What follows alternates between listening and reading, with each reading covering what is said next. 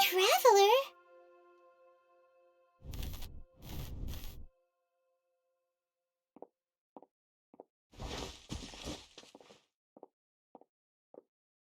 That's...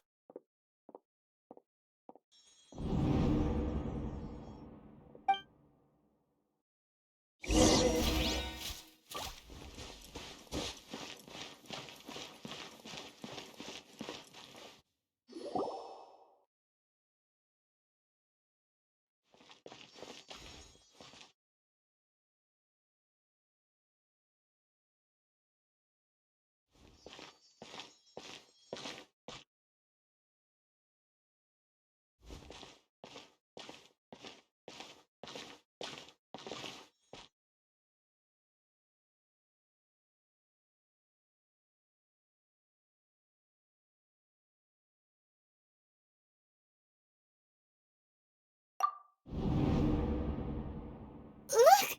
That's... Isn't that Dunyarzad?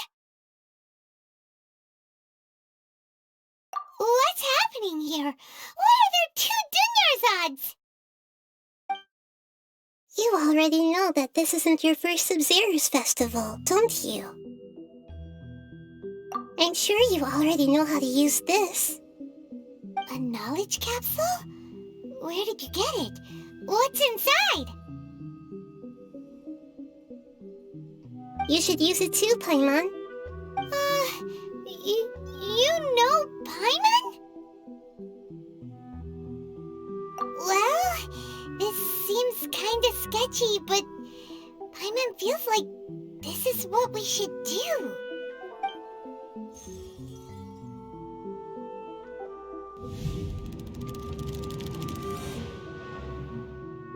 What the?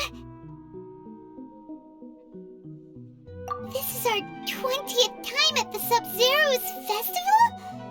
Huh? No, the 30th? 40th? Just how many times have we been to the Sub-Zero's festival? Have we been trapped in a single day? If it weren't for you, we wouldn't have even realized. What the heck was inside that knowledge capsule? Your memories are still scrambled? Try your best to remember. This isn't the first time we've met, and I answered that question a long time ago.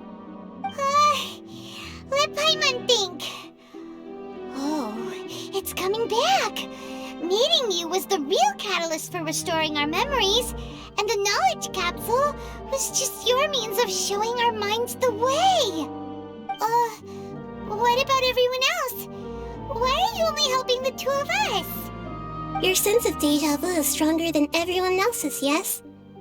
As for an explanation, you two received the blessing of Dendro, and you also have special, sensitive constitutions. It was as if a single sheet of paper was separating those memories from your consciousness. A familiar question. I think this is the 7th time you asked that. As you can see, she isn't doing well. You probably sensed it too. The Dunyarzad you were just with is different from the first Dunyarzad you met. That first Dunyarzad is in front of you right now, and she doesn't have a lot of time left.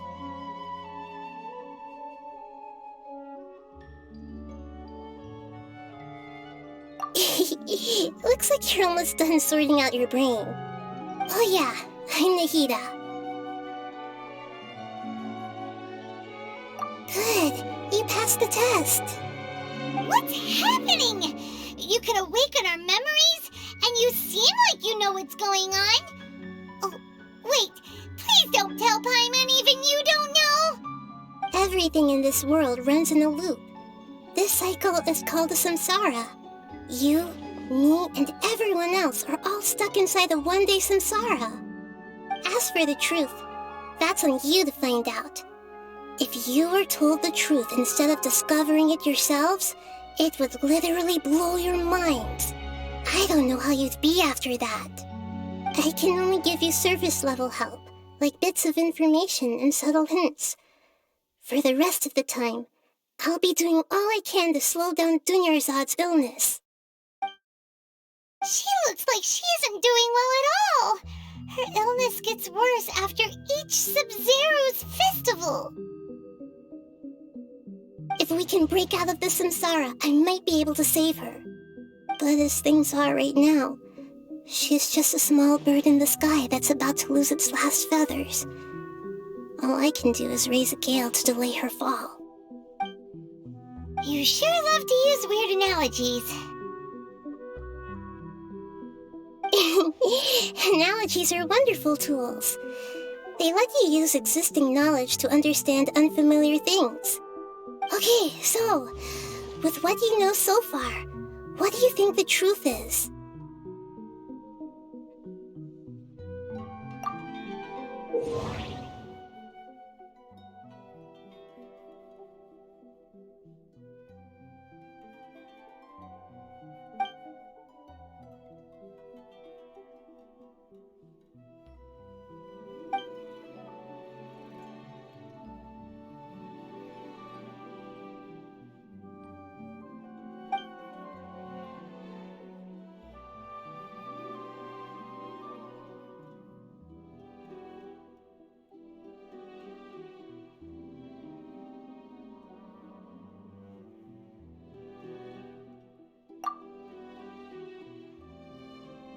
The moon, illusions, and lies.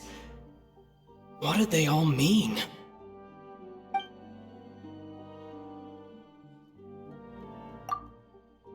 We've already experienced the Sub-Zero's festival many times, and the day of the festival seems to be in a perpetual samsara.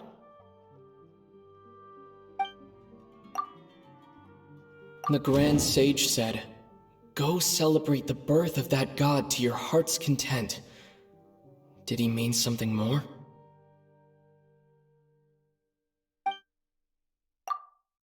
What's happening right now seems to have happened before.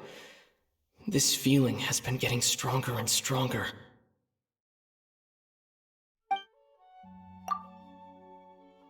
My mind feels exhausted, even though I haven't done too much thinking. What is going on?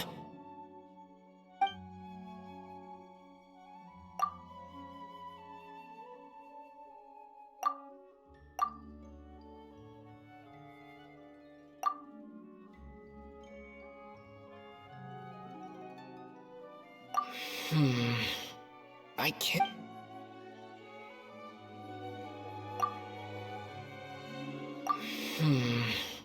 I can't seem to cohesively piece everything together.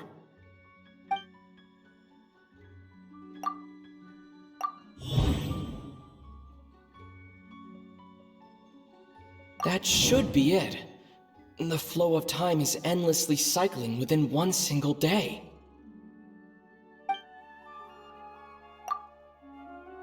A time loop. You've given similarly wrong answers in the past. A pity. Still the wrong answer? Paimon thought that made a lot of sense. It feels like time's just repeating itself. A simple time loop can't explain some of the phenomena. You two are still missing a lot of information. Unfortunately, I can't give you any more hints. Dunyarzad! The Sub-Zero's festival is happening every day, but that doesn't mean we can waste an infinite amount of them. Hurry and find the truth before today's festival ends.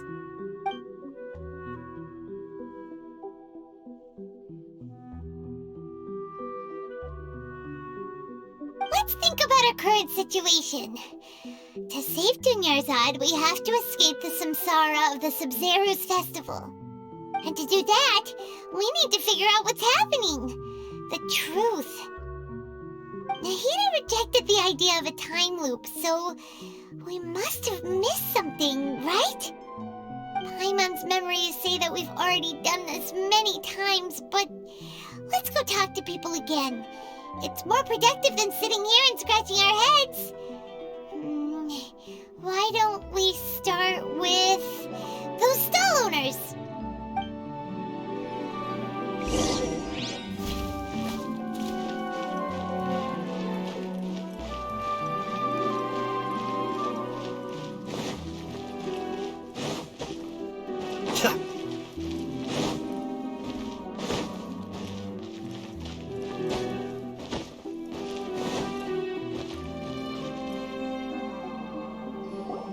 Hey there! Hey, it's you guys again. Where's your cultured friend? She's feeling a little unwell. I see. Did you come back to buy something? I guarantee the freshness of my products. I harvested them from the forest just yesterday. Huh? What brought this about? I hurried back from the forest yesterday, and I'm selling produce here today. I haven't felt anything strange. To put it another way, if you really think about it, was yesterday truly yesterday? Did you actually come back from the forest yesterday? What kind of philosophical nonsense is this? Are you two daydreaming? Didn't you know that no one dreams in Sumeru? Go somewhere else if you want to find someone to daydream with.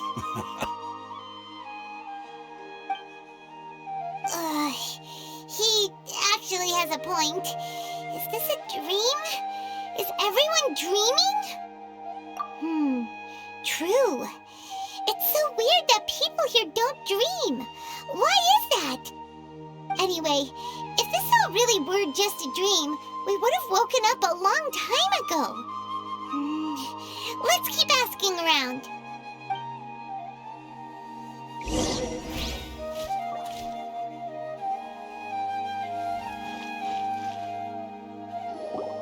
Oh, it's you two. Was my divination so accurate that you felt compelled to compliment me in person? Ooh, I knew it! I told you, the god's divination is highly accurate. You just hadn't fully understood its significance yet. You're really excited about this, huh? That's exactly why we came back. Help us better understand it. Help you better understand it? Well, that isn't exactly what I excel at. So, you're admitting that you don't have a clue? Anyway, what kind of situation did you get into? Huh? Hold on a second. I thought you guys just lost your wallet or fell for a scam. What you just said, are you serious? Does that kind of thing actually happen in real life? Paimon knew you weren't going to believe it. Marvelous. Truly marvelous. I believe you. Recall the interpretation of your divination, the moon, illusions, and lies.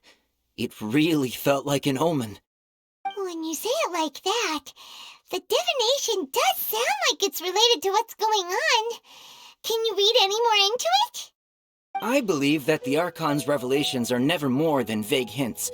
Anything more specific is beyond the reach of mere mortals. The book only says, if you trust your instincts and overcome your fears, the sun will surely rise. So that's how it is. Looks like fortune-telling is just fortune-telling. It's no good for practical problems. We haven't made any progress. Who else can we talk to? Paimon remembers that we tried talking to her a couple of times, but she always thinks we're playing pranks on her. You think she'll brush us off again? Yeah, if we tap into Dia's strong sense of responsibility as a mercenary, then she'll definitely take us seriously. At this time of day, Dia's probably just finished beating up those kidnappers. Let's go find her.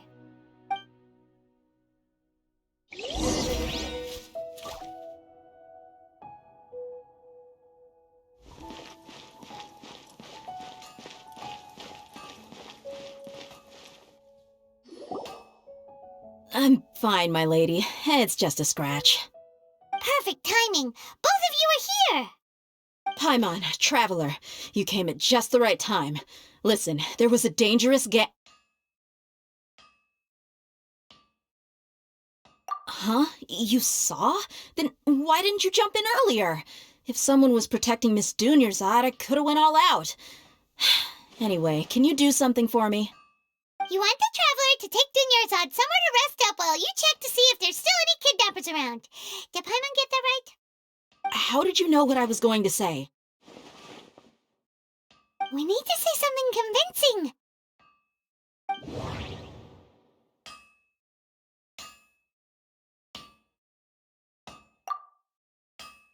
People in Sumeru don't dream.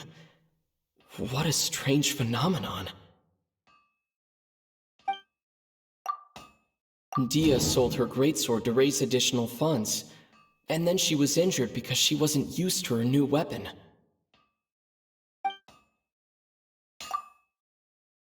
Tell her, Traveler!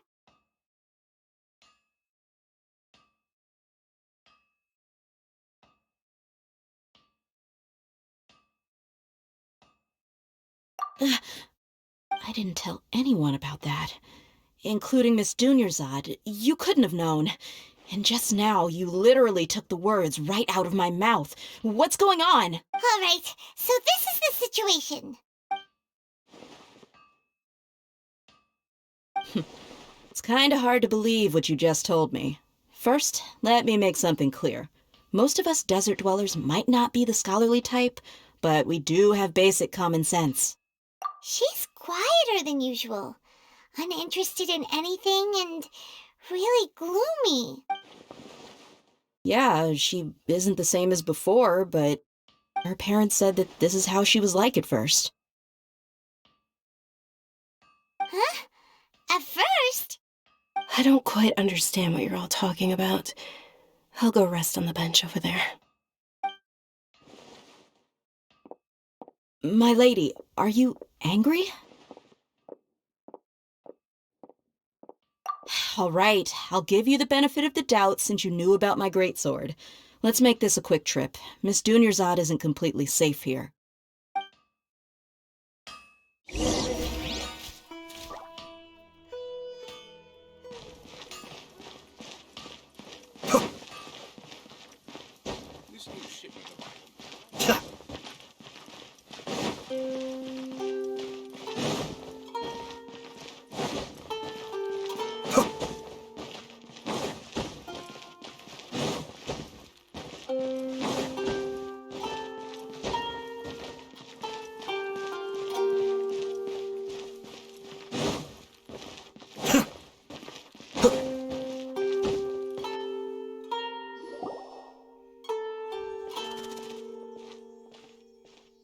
Nahida, we brought a friend.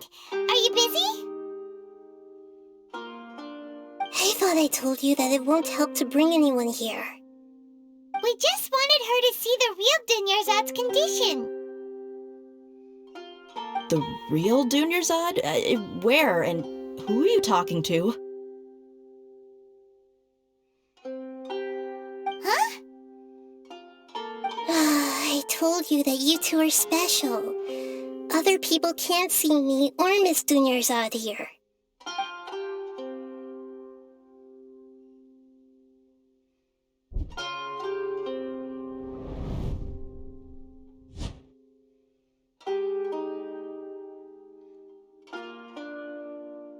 Hold on. Over there.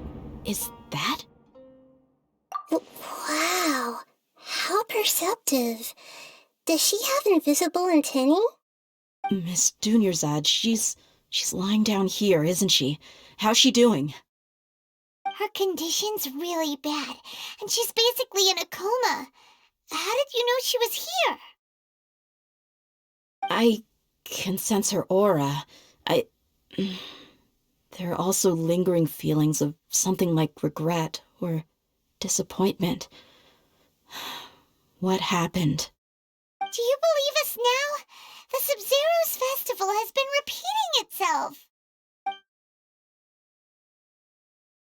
So, you think the sages are behind this? Yeah, they've always been against us. Wouldn't surprise me if they're using the Akasha to intentionally repeat the Sub-Zeru's festival as a sick joke. You have a point. Aside from the Dendro Archon, the Academia's sages are the only ones in Sumeru who could pull off something like this. Maybe there's more to the Akasha than we know.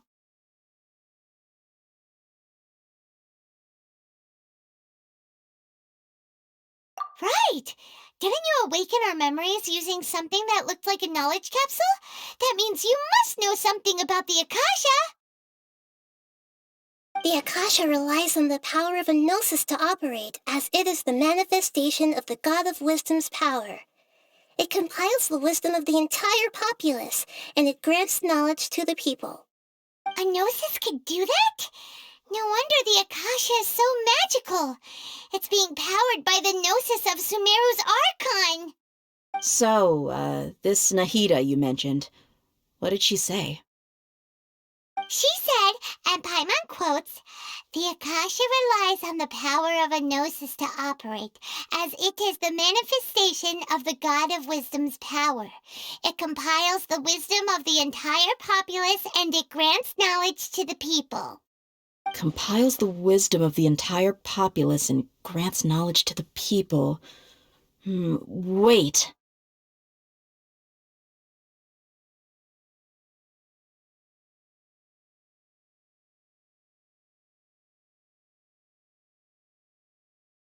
I get the grants knowledge part. That's what people have always used the Akasha for. But compiling the entire populace's wisdom? How does that work? Did she mean that the sages enter new knowledge into the Akasha?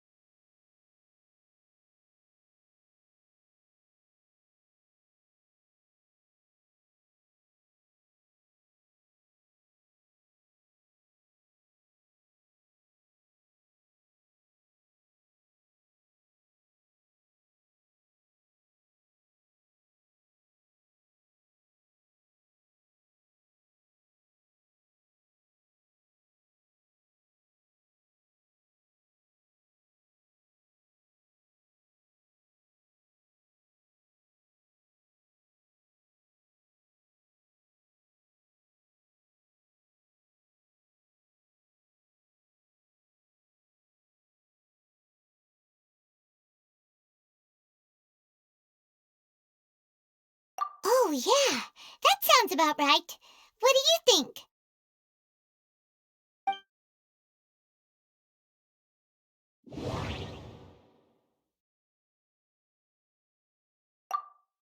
People in Sumeru don't dream.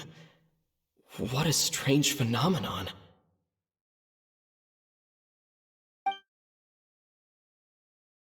That doesn't sound right. I need to carefully think things through. Okay, Nahida said the Akasha relies on the power of a gnosis to operate, as it is the manifestation of the God of Wisdom's power. It compiles the wisdom of the entire populace, and it grants knowledge to the people.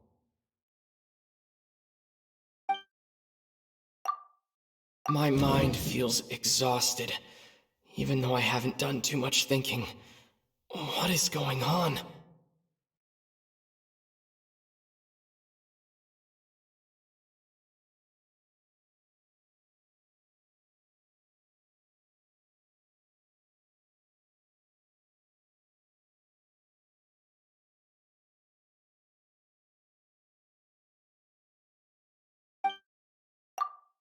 What's happening right now seems to have happened before.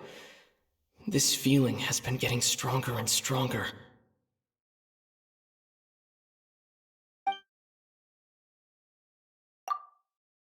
That doesn't sound right.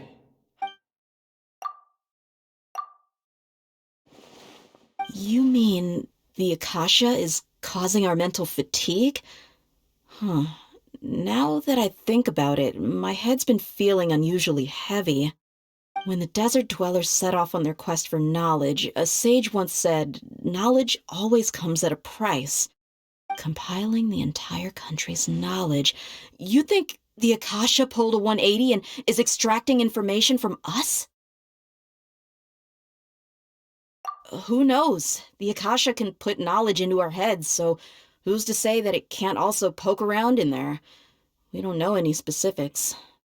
What's the point of doing something like that?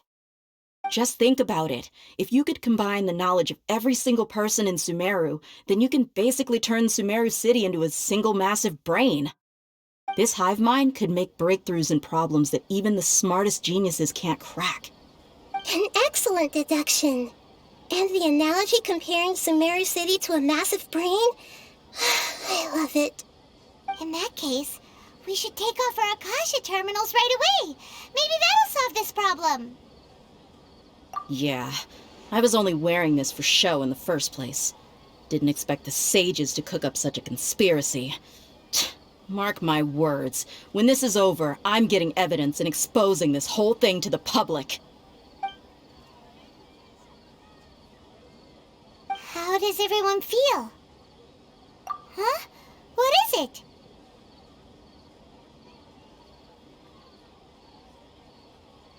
Oh, that! Paimon knows what you're talking about. It's a single soft beep that sounds like it's coming from the Akasha terminal. The sound of a beep. Could it be a prompt tone for when the Akasha is operating? That's probably an important clue. We weren't using our terminals, but we heard a beep anyway.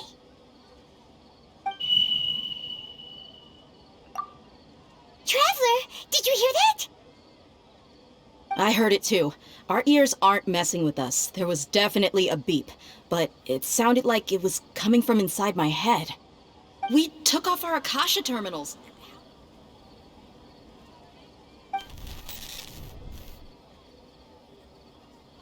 Phase runtime has exceeded its expected length. At this rate, there may be casualties. But we cannot lose all of our progress.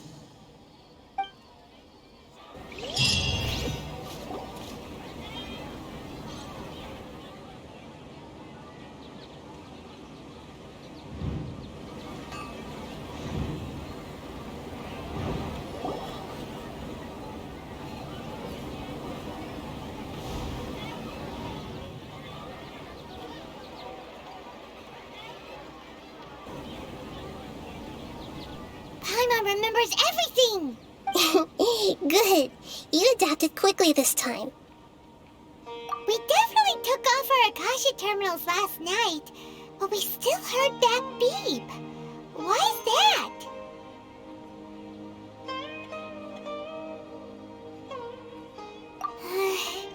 But now we can at least confirm one thing. The Akasha definitely has something to do with whatever's trapping us in this cycle. Oh, Paimon doesn't get it. Why would the Akasha go this far if all it wants is everybody's wisdom? It's extremely difficult for lab rats in an experiment to understand why they're being treated the way they are. If we're lab rats, then what are you? Nahida, you've never told us anything about yourself. I guess I'm the moon. The moon? Wasn't that the result of our divination? Anyway, knowing who I am won't help you get closer to the truth, so you should focus on other things. Don't get distracted and miss any clues. Okay then. Dia helped us a lot yesterday, so let's go find her. If Paimon's reading the time correctly, those kidnappers should be showing up soon.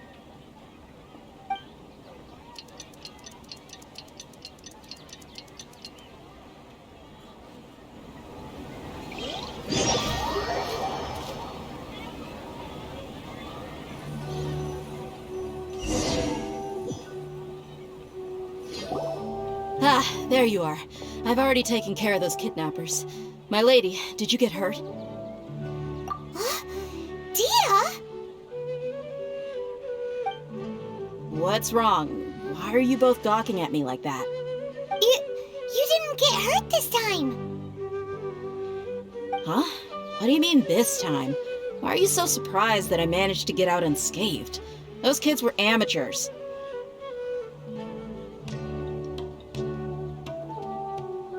Shh! How did you know about my greatsword? I haven't told anyone about it. Please, don't tell Miss Dunyarzad. So Dia's lost her memories after all. Anything strange? You already know that I got a new greatsword. If I had to say something, it's weird how such a new weapon could feel so familiar. It's as if I've already used it to fight a countless number of battles. You're saying that although you don't remember using it, your body feels like it does? That's right. Both mercenaries and warriors heavily rely on muscle memory. Only knowing the theory of battle won't get you anywhere.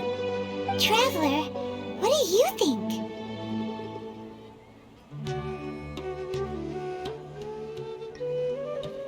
Yeah, Paimon's feeling really hopeful.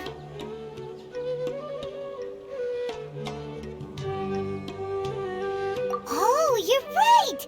Earlier in the Samsara, something like this would have never happened. I have no clue what you two are talking about, but it's still dangerous here, so... So you want us to take Dunyarzad somewhere else to rest while you check if there are still more kidnappers around, right? How did you know what I was gonna say? Can you read minds? Forget it. Go and do your thing.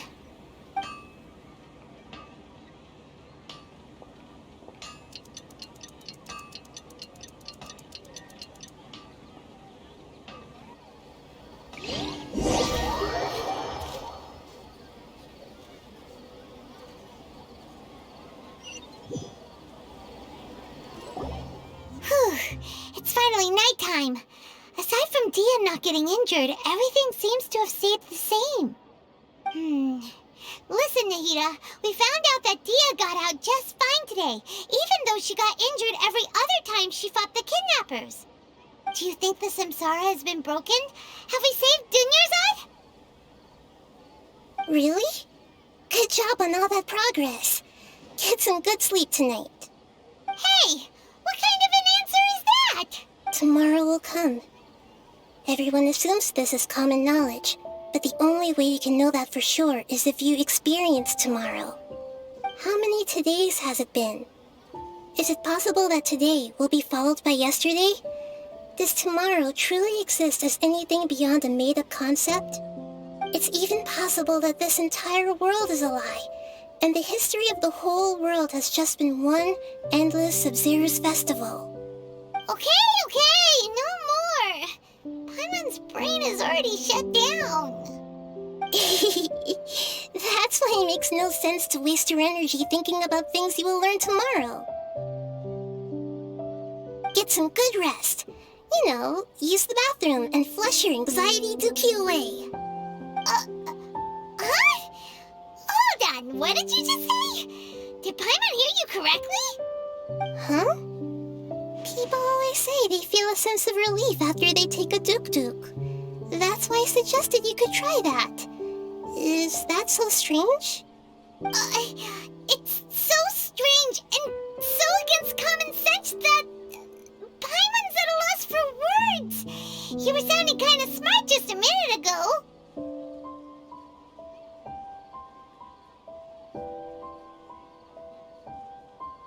Yeah, even though it's happy and lively at the Sub-Zero's festival every day, it feels like it's been a long time since we've really gotten to relax. Let's go back to our room. Continue the harvest. Compared to what we stand to achieve, these sacrifices are trivial.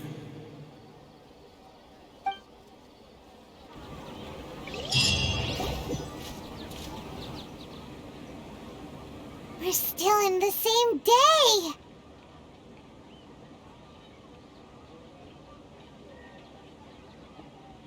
Nahida, you already knew last night that we didn't break out of the Samsara? Why did you tell us? Would there have been a point? You would have spent the night with new worries, with tomorrow still out of reach. In that case, you might as well rest within that brief moment of hope. An opportunity like that doesn't come by often, and I thought it might help you clear your minds. Paimon Duke did that! Whatever. Guess you were looking out for us after all. Of course. In the time we've been together, you two have been everything to me. Paimon's flattered and everything, but maybe you're taking things a little fast. What I mean is, even though I had asked you to solve this puzzle, you two are still the only ones who can see me and sense my presence. In other words, if you weren't here, I may as well not exist. That's why you two have been everything to me. Get it? Nahida's talking about confusing stuff again. Anyway, that's enough chit-chat.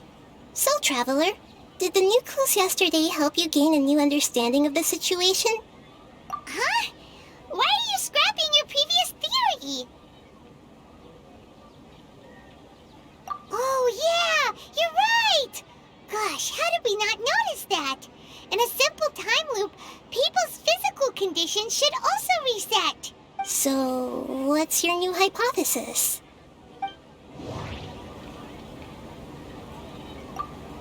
The beep is a prompt tone for Akasha operations. We still hear it every night, even though we removed our Akasha terminals. We've already experienced the Sub-Zerus festival many times, and the day of the festival seems to be in a perpetual samsara. Okay, Nahida said the Akasha relies on the power of a gnosis to operate, as it is the manifestation of the God of Wisdom's power. It compiles the wisdom of the entire populace, and it grants knowledge to the people. Mercenaries rely heavily on muscle memory, and Dia was able to use her experiences to avoid injury in later samsara cycles. The moon, illusions, and lies. What do they all mean?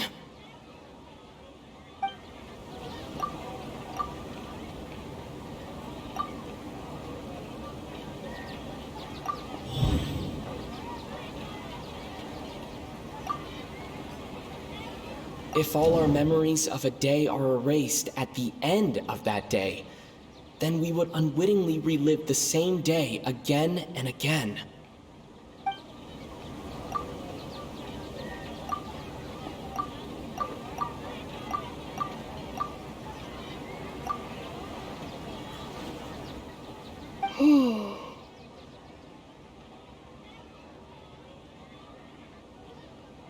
Oh! Then the beep we hear every night could just be indicating the deletion of our memories! That's why when we wake up, everyone thinks the Sub-Zero's festival hasn't happened yet. It's already the next day, but everyone still thinks it's the day before. But muscle memory can't be erased. That's why Dia has been getting better at using her greatsword. Now everything makes sense. A brilliant deduction. Nahida, tell us if we're right or wrong. To put it simply, it's as if you've mistaken a pyro crystal fly for a firefly in the night. You lost sight of its true nature because you focused too much on your perception that it glows. That isn't simple at all. Why don't you go talk to Miss Dia again? You might learn something new. Right. She did help us find our latest clue after all. Let's go.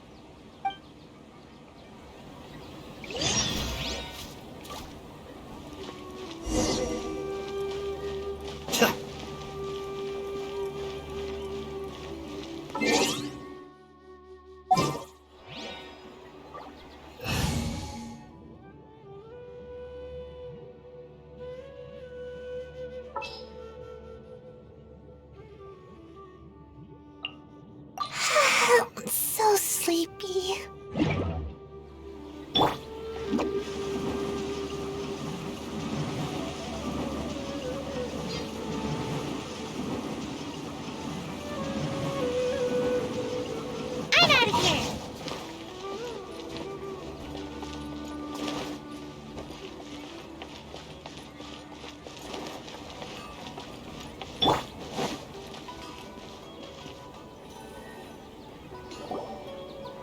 there you are.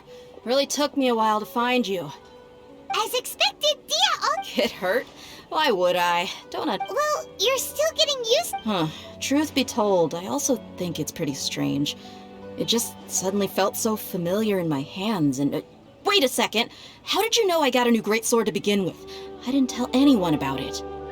Traveler, could you explain the situation to her today?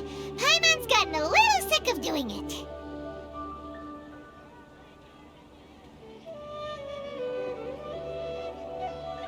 Oh, that works!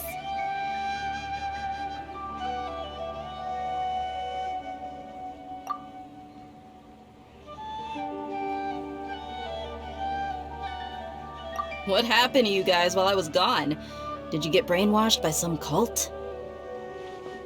Don't think too hard about it. Just take what we're saying at face value. Alright then, let me get this straight. You're telling me that my body's already gotten used to this greatsword, but my brain just doesn't remember it? Yes, your memory's being erased every day. Then I'd have to disagree. That's impossible. Oh? Why do you think that? If we've actually been reliving the Sub-Zeru's festival day after day, then what happened to the things we used, the money we spent, the food we ate? Common sense says my wallet should have emptied itself a long time ago. There's no way I wouldn't have noticed that.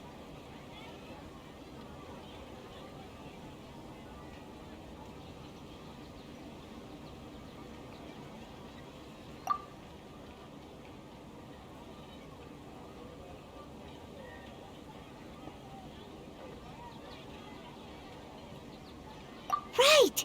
They could use the Akasha to record what everyone did that day, and then use the city's resources to replenish everything!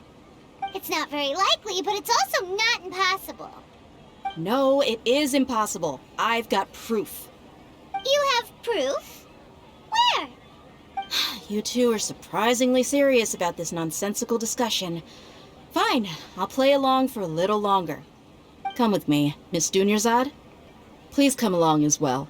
I still can't guarantee that this area is safe.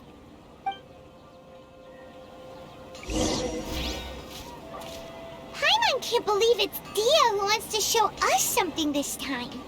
2 days ago, we were the ones taking her to see Dunyarzad. On my retainers' faces.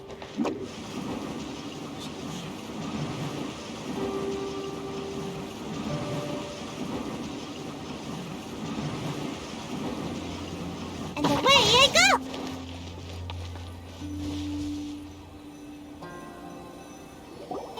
This is it. Huh? This is a wooden training... See those marks on the dummy? Those are the result of several days' worth of practice. Let's say the sages didn't replace it every day. Shouldn't it be hacked to pieces by now? That's true, but what if they did? Then the sages would have had to reproduce every mark I left during previous training sessions. I'm a professional fighter. My martial school has always emphasized the importance of refined control. The force, angle, and entry point of each strike is calculated and deliberate. That's why I remember every mark on the dummy, as well as my state of mind as I made each strike. It's just as they say. Each swordsman has their own unique style, and even the same swordsman can't make the same cut twice. It would be impossible to copy these marks. Is it really impossible? What if they use some fancy machine to carve every single mark? People often say that a camera's photo can never replace an artist's painting because the former has no spirit to it. The same thing applies here. At a mere glance, I can differentiate carved marks from the results of combat training. Whew, I hope that cleared things up for you. Hey, is this that new brain-exercise game that's been super popular with the scholars lately? It's surprisingly fun. Anyway, it's getting late. I should escort Miss Dunyarzad to Nilu's stage. See you later. Well, back to square one. Is our memory deletion theory also wrong? But at least we've reached some other conclusions in the meantime. Yep, that's true. So, strange? Paimon feels like everything's been strange lately. Huh? Leaving the city? You're right! It's really strange how we never thought of such a simple solution! Many things should become clear if we can confirm the flow of time outside of the city. Paimon can't believe it! Did we miss this because we're tunnel visioning too hard on our other theories? Or because we're just too tired? How about we go back and ask Nahida? Maybe we've forgotten something about leaving the city.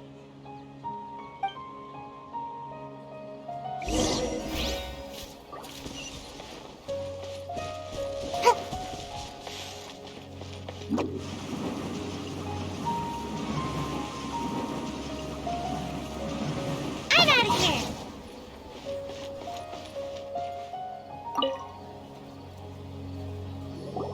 Nahida, we're back! You're back early today. Did you find some... Sort of. We're mostly sure now that we're not in a time loop. And we also aren't in the real world. But at the same time, we have a new question. Leaving the city. As far as I remember, you've mentioned your plans to do that twice before. We did?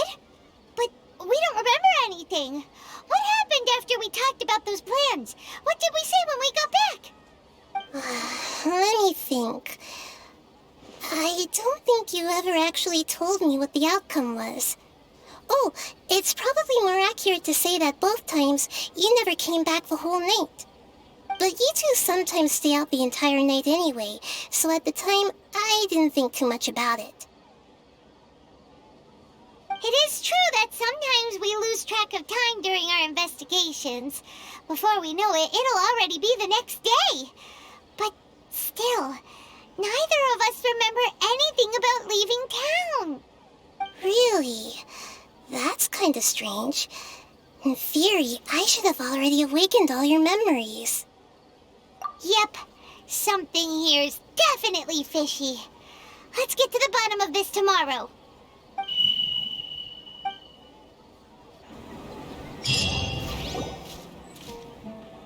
Our memories are back!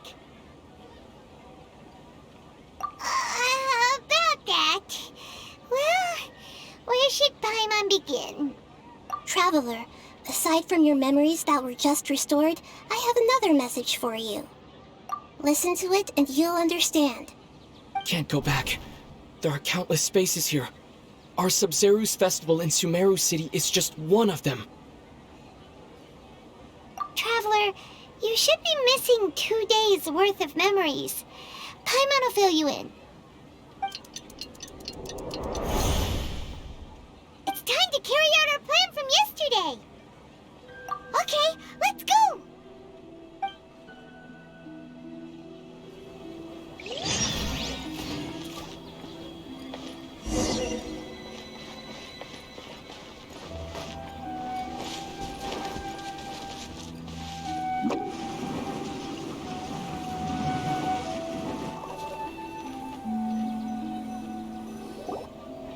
Why can't we leave the city? What is the Academia up to now? Don't ask me. It's not like I can tell you anything. This is a direct order from the Grand Sage. Just wait until tomorrow. I have a real emergency. My goods have already arrived at Port Ormos. If I don't hurry, they'll be stolen. That's your problem. Make sure you make a request in advance next time. But it's not like you can just predict business matters in advance. It looks like the Academia already announced a lockdown for Sumeru City today. How come? Let's go and question them. Hello, sir. Why can't we leave the city today? Here we go again.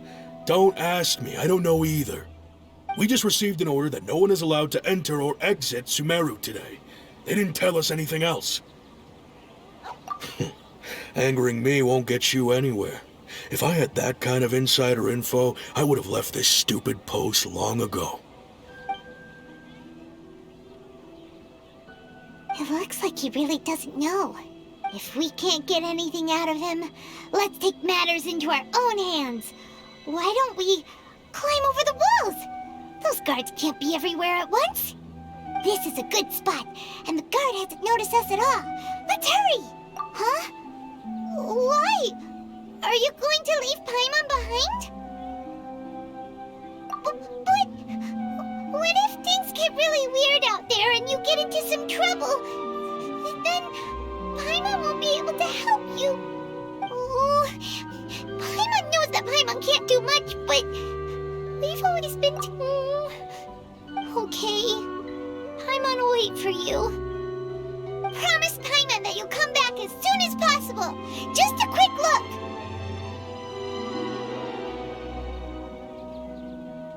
And please, be careful.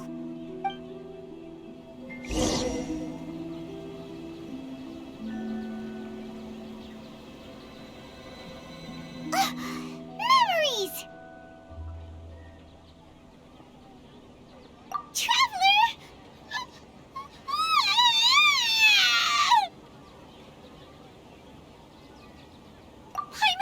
Paimon would never see you again! You just disappeared! Paimon waited for you for hours and hours at the city wall and you never came back!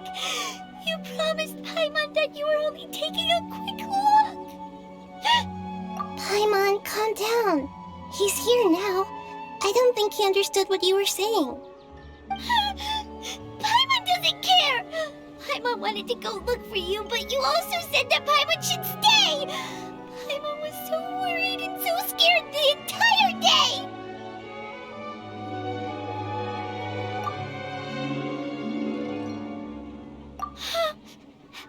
Okay. Paimon will forgive you. The most important thing is that you didn't actually disappear. Oh, Paimon was so scared that you had gone into another world. Okay, Paimon, can you tell us your perspective of what really happened yesterday? I see. Using two people's different perspectives. After that, you left the city. Paimon kept her eyes on you the whole time, but then you disappeared in an instant. No way! Paimon was watching you with the fullest attention. What's your perspective, Traveler? You sure you don't have any memory of this? I guess that explains everything. You also lost your memories the last 2 times you tried to leave the city. Those days' memories can't be awoken. So, if we leave the city, our memories will be completely erased?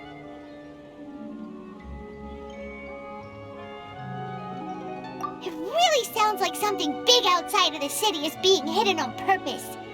But this way, we'll also never discover what's outside. Something like a message? But how can we send it back? Don't look at me like that. I'm not used to being stared at.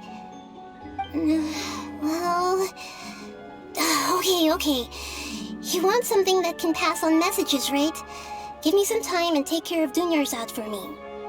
Yep, now we're talking.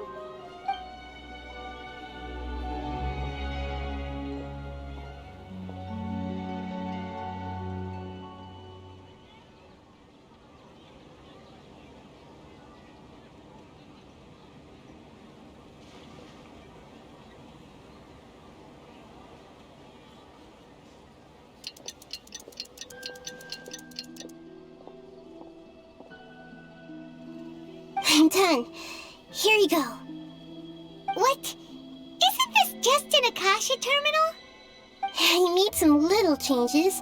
Akasha terminals are already capable of sending messages. I just tweaked it so that it could connect to any node.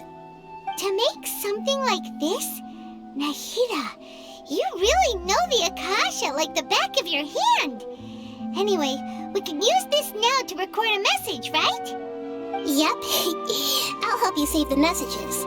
It should be pretty easy to use. I just can't guarantee the user's status and signal coverage when they're outside the city. We'll never know until we try. At least we're taking the initiative now. Let's go then. Let's expose those sages!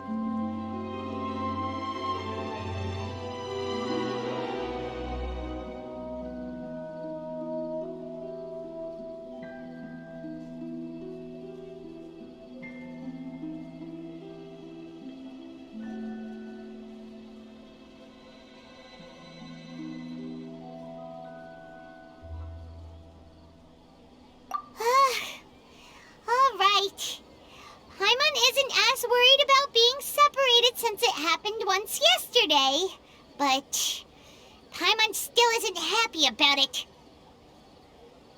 Okay, see you tomorrow, Traveler.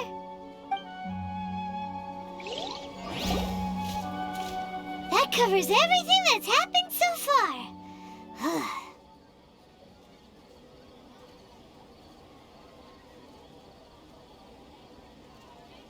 Yes, although the signal was choppy and had some interference, we still managed to receive 2 messages from you when you were outside. Okay, now that you understand what's going on, let's hear the messages together.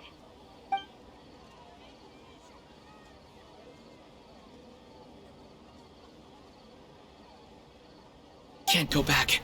There are countless spaces here. Our Sub-Zeru's festival in Sumeru City is just one of them. I've entered another space. Before me are flowing sandstone and howling fish. Impossible and surreal sights. All these spaces are empty except for the occasional ones that contain mute puppets rather than people. I can't sense any human presence.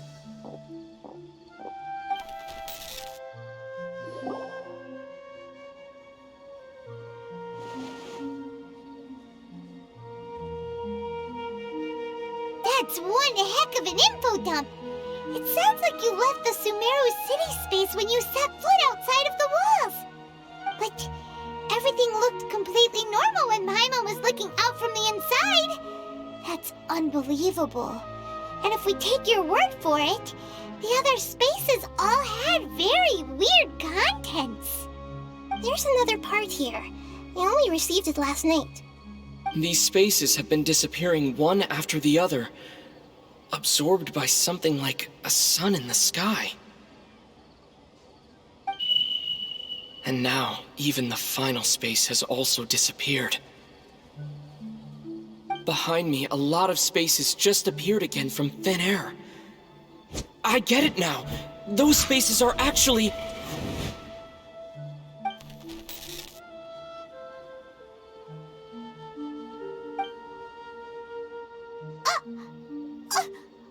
Why did the message end right there?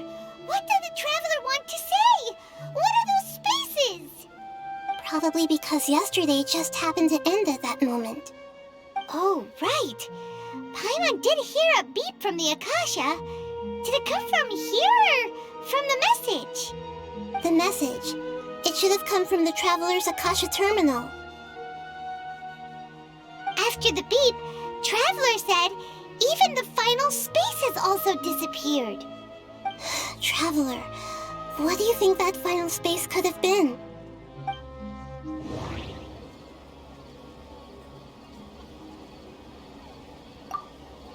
All the bizarre spaces I saw outside the city had one thing in common: a lack of human presence.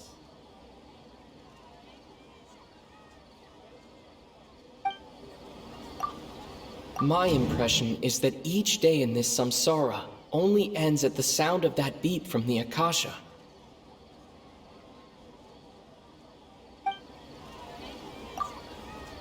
Was that space actually the real world? But wouldn't a real space just randomly disappearing like that be catastrophic?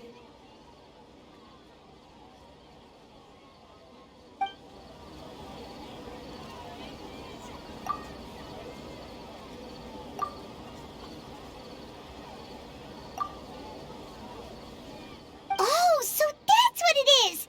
After the sound of the beep, the final space, the Sub-Zeru's festival, also disappears, and we're taken to the next day. Later on, Traveler also mentioned a bunch of new spaces materializing behind them.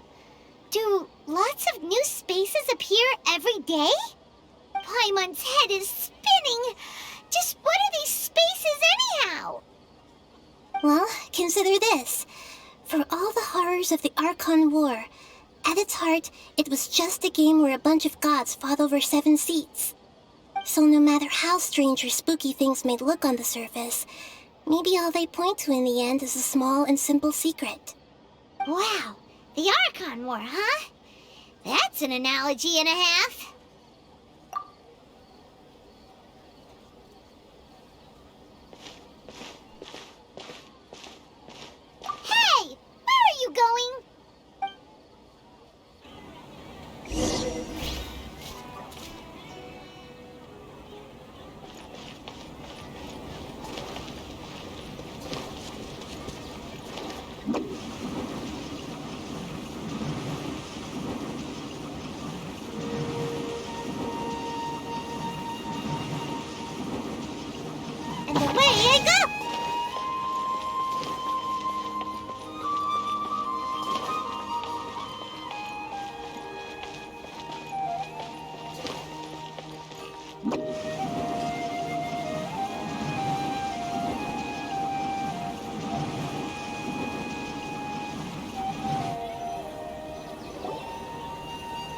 Do you want some alone time to think?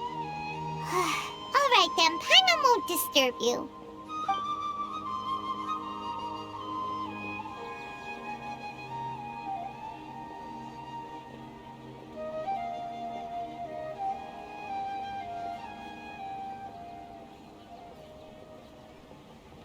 The dance of Sub-Zeros is about to begin. I'm going to go watch it. Okay. Why don't you go ahead, Dunyarzad? We still have some other stuff to do first. Okay then. See you later. Have you figured it out yet, Traveler? Time is ticking away. Awesome! What is it? Paimon wants to know. Oh, wait, no. Let's meet up with Nahida first. You can tell us both together. This time, we're gonna get to the truth.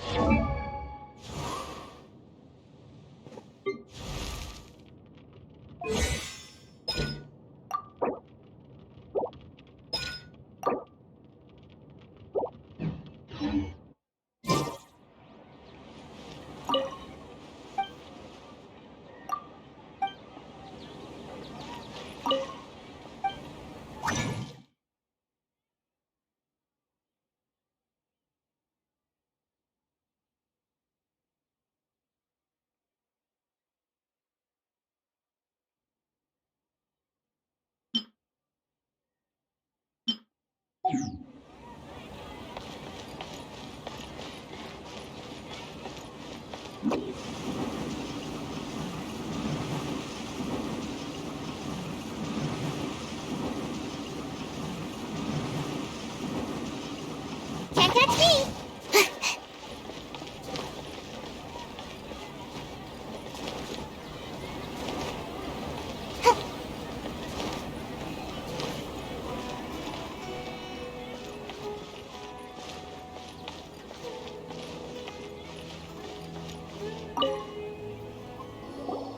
You're back! I've been Are you ready to take your Sub-Zero's exam and graduate from the festival? Okay. First off, have you discovered the hidden truth?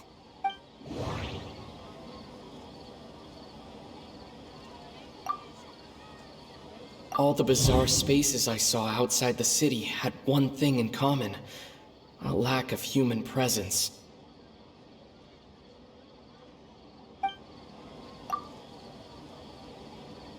Those spaces remind me of dreams, like the one I had in the Avidia Forest, except these have no sign of human presence.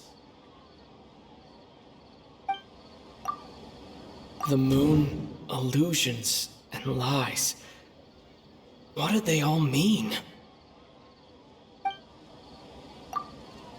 People in Sumeru don't dream.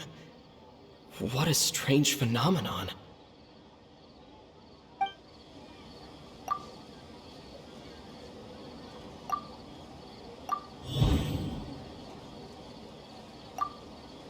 We are all in a dream.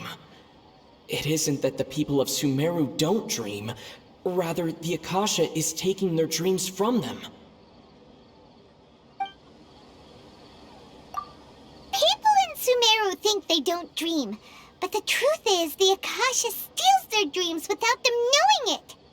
And those spaces with no human presence are stolen dreams without their host. That would explain why they sounded so weird when he was trying to describe them. Huh. So people in Sumeru do dream after all. In fact, we're all in one big dream together right now. Correct answer. Now, how did you conclude that the Akasha is capable of this?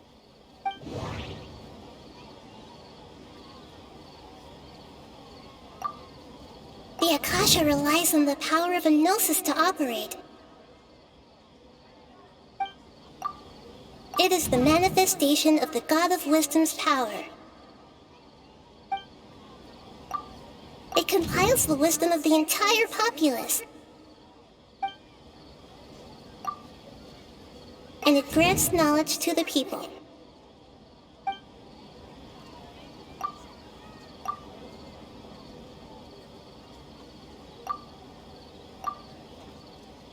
It compiles the wisdom of the entire populace.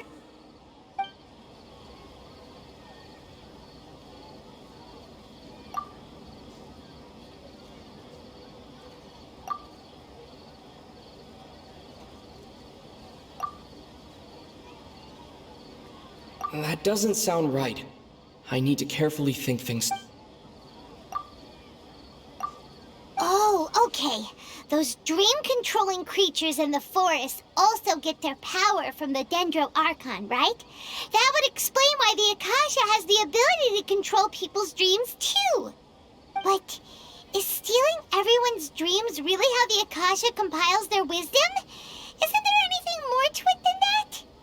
Dreams are fantastical, complex, and full of imagination.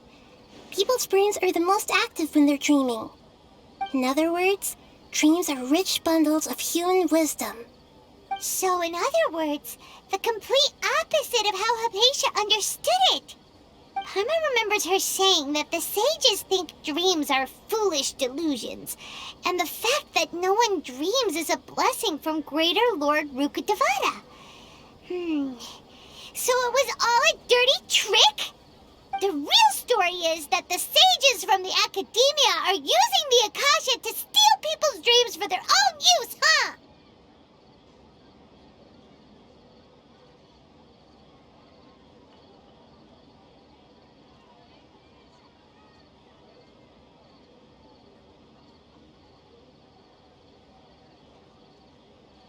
Oh? By the sounds of it, you understand the current situation pretty well. So then, what about the samsara?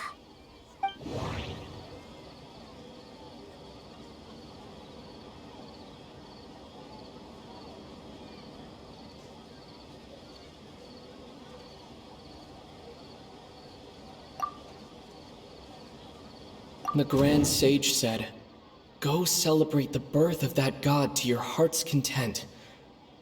Did he mean something more? Those spaces kept disappearing before my eyes. But as soon as that beep sounded, many more spaces materialized.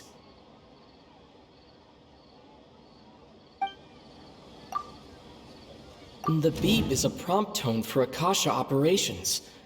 We still hear it every night, even though we removed our Akasha terminals.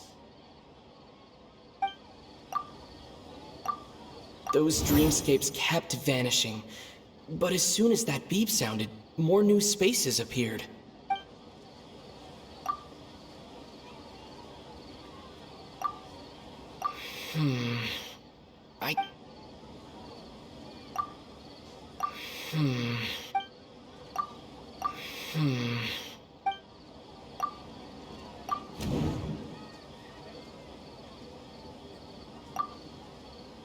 We've already experienced the Sub-Zerus festival many times, and the day of the festival seems to be in a perpetual samsara.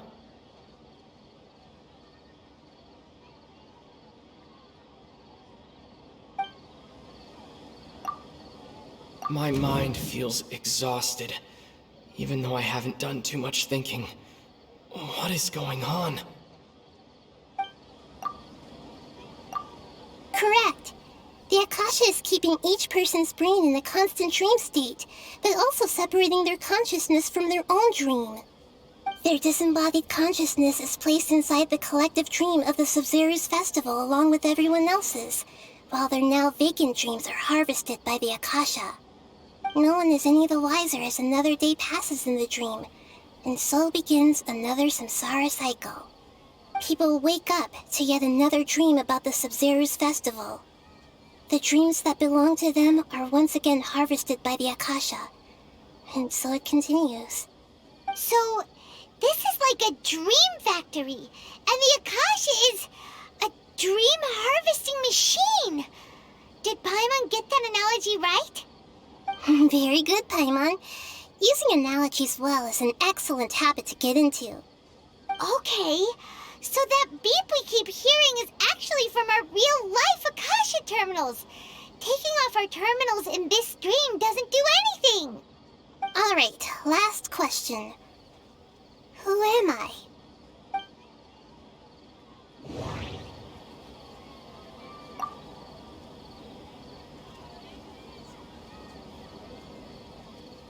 They say that alchemical divination is the Dendro Archon's divine revelation. So then, if Nahida has referred to herself as the moon...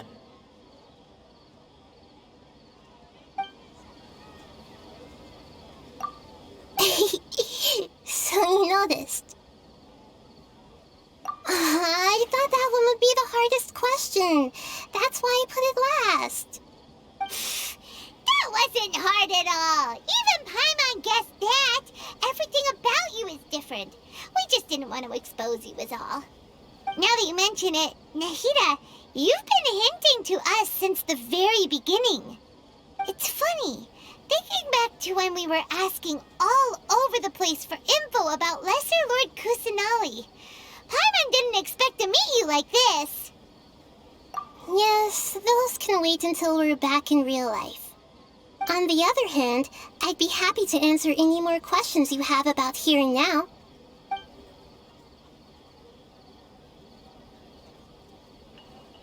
Deceiving the people of Sumeru with no regard for their safety.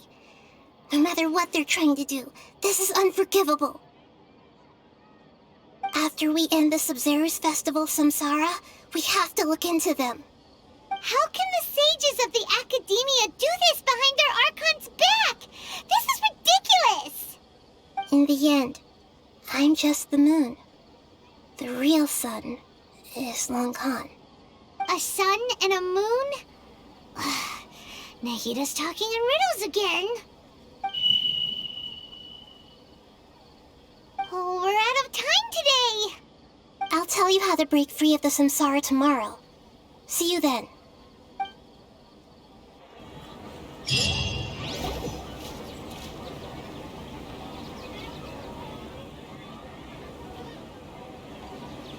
Good morning, Nahida. Wait. Now that Paimon remembers everything, should we instead say good morning, Lesser Lord Kusanali? Hey, what's wrong, Nahida? You don't look too good. I'm afraid that what you're thinking right now is correct. Did Dunyarzad already disappear? No way. Are we too late? The real Dunyarzad's consciousness has indeed disappeared. It can no longer endure the constant dream harvesting. Paimon can't believe it. Wait, so what about that other Dunyarzad? Just what is she? Is she also going to disappear? She's actually something like a puppet, but not completely. The real Dunyarzad's consciousness could no longer keep playing her role in this dream. So another Dunyarzad appeared to replace her in the dream. Just like the grass and the trees, that Dunyarzad is just a building block of the dream that helps to keep it going. But personality-wise, she's nothing like the real Dunyarzad. Puppets are stiff, and can't copy a living person's vitality. After all, they're just there as filler. You know, speaking of which, the old Dunyarzad might not have been too different from a puppet. Dunyarzad truly believed that she met you within her consciousness, and it was you who inspired her. So you do remember her after all. Yes. Back then, her family was overly protective of her. No one cared about her personality or thoughts. It was as if she only lived to stall her Elazar. I just gave her a little wisdom so she could look at life in a new way, so that she could be her own person. But even so, she's still... far from it. I'm still a long way off from being a real Archon. I couldn't even save her. If I were a competent Archon, I wouldn't have let my most faithful follower die at the Sub-Zerus Festival with so many regrets. Please don't beat yourself up over it, Nahida. It's the sage's fault, and theirs alone. I'm not beating myself up. All I did was to rationally observe the distance between myself and a real Archon. Don't be like that, Nahida. Even real Archons are still allowed to be sad.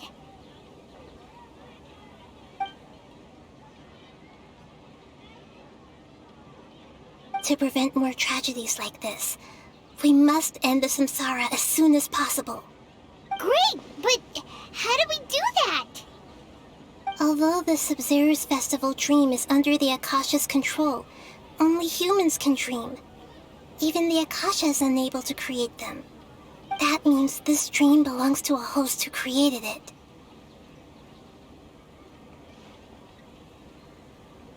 Huh? So, how should we find that person? Well, if this is someone's dream, then everything here must come from deep within their consciousness. Which means, with the power of imagination, they can change anything in this dream. Imagination? What do you mean by that? Imagination means breaking through what you perceive as normal.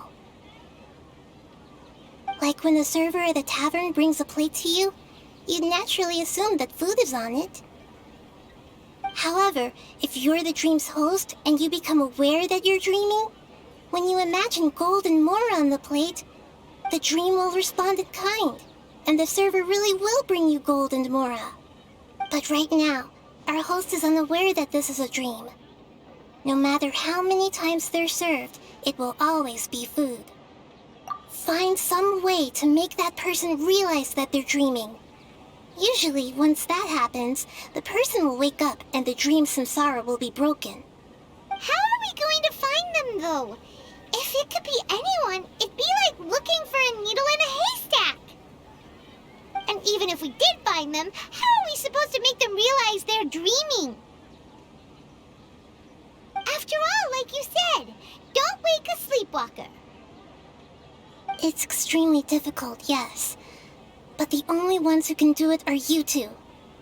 Remember, everything you've achieved up to this point has all been for the sake of finding the host and ending the samsara.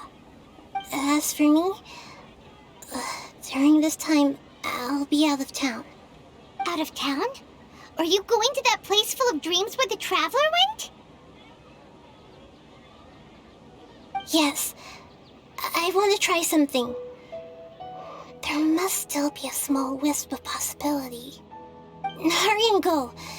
Dreams are supposed to be fantastical, romantic, and full of pleasant surprises. Unnecessary things like this samsara need to end. Paimon's still a little upset that we've come this far only for Dunyarzad to... She was such a good person, with such a simple wish. But fate was against her. Yeah, saving Dunyarzad is what kept us going this whole time. But we mustn't lose hope, Traveler. Dunyarzad would definitely want to see us save everyone else. So let's break the samsara for her sake. Paimon's wondering, do you think the sages would get one of their own to be the host of this stream? Feels like it would be easier to control it that way, no?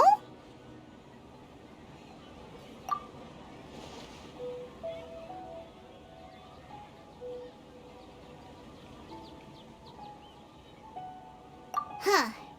That's true. Plus, the sages probably weren't counting on there being other factors beyond their control, like Nahida and us. So, Who do you think the host of the dream is?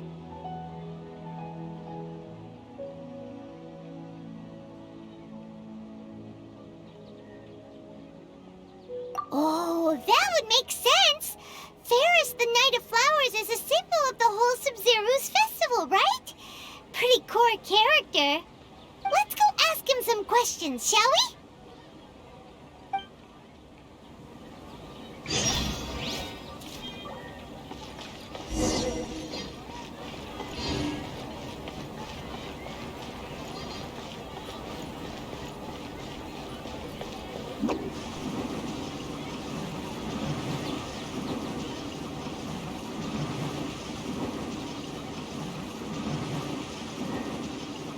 And away I go!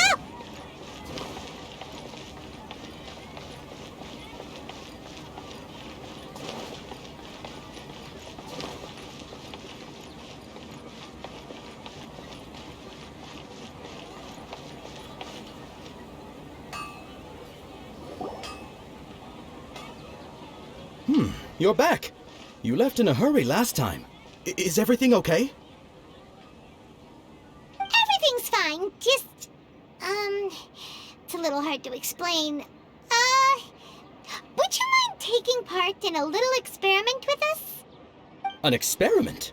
That came out of nowhere. I'm listening, though. What do you need me to do? Could you make a wish? You want me to make a wish? Is that a new Sub-Zero's festival tradition or something? Less questions, more wishing! Okay. My wish.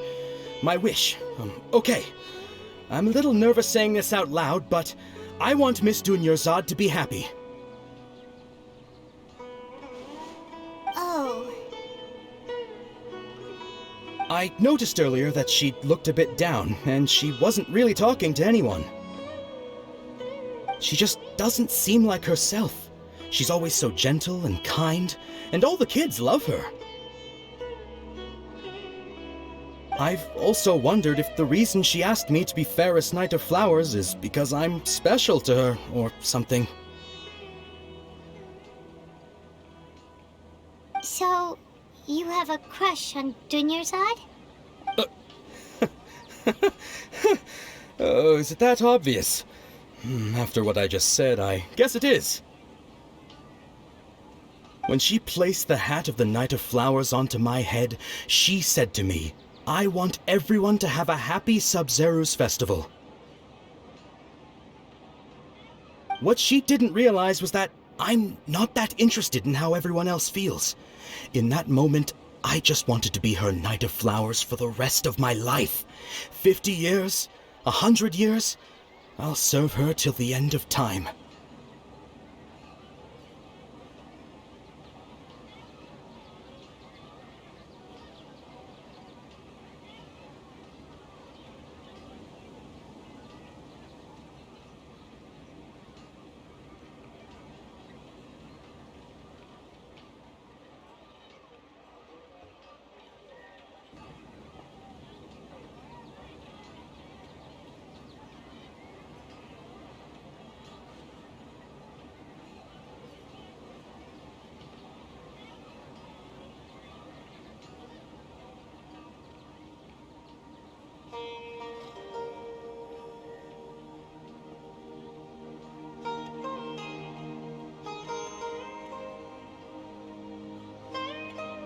Okay, yeah, that was a bit much. Felt like the right moment to get it off my chest, but that was pretty embarrassing. Okay, I'm ready to make my wish. I would like Miss Dunyarzad to appear in front of me right now with a smile on her face. Here goes. Please come true.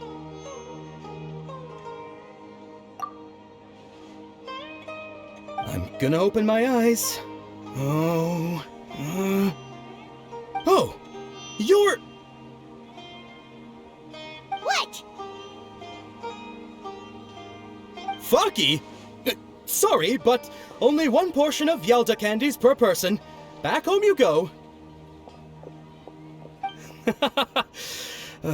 Nice try, you two. Anyway, never mind. I don't need to see her appear right in front of me. As long as she's happy. Guess he isn't the host of this dream after all.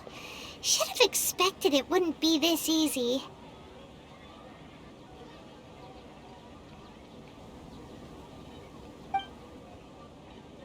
It seems like everyone who knows Dunyarzad loves her, but none of them has any idea that she...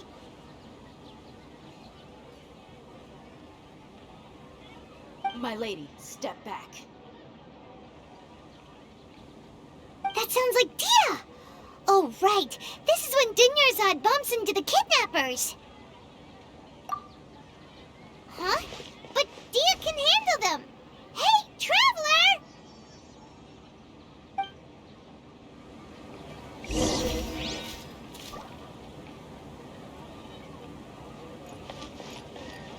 Make my escape.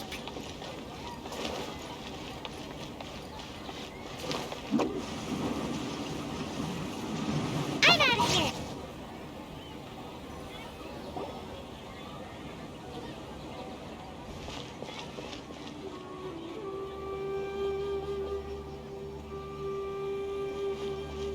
Oh, it's you. Great timing. Please take... Hey, this is my job.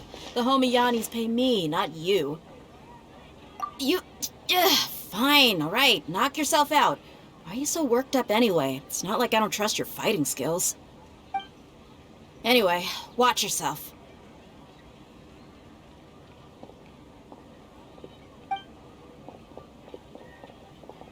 So you got yourself some backup. Suit yourself. You're going down. That's close enough. Feeling lucky today? Ninjutsu! Huh? Let's light it up! Going in! Be still. Where do you think you are? Mind the deluge.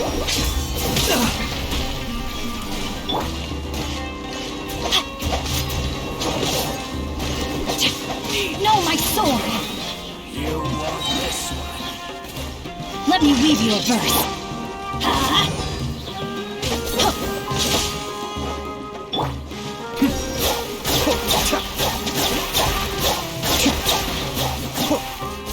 Following orders.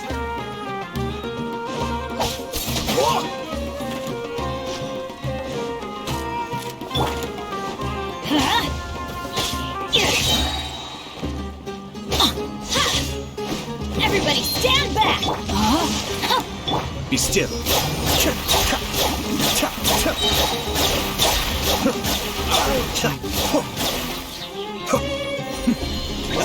back.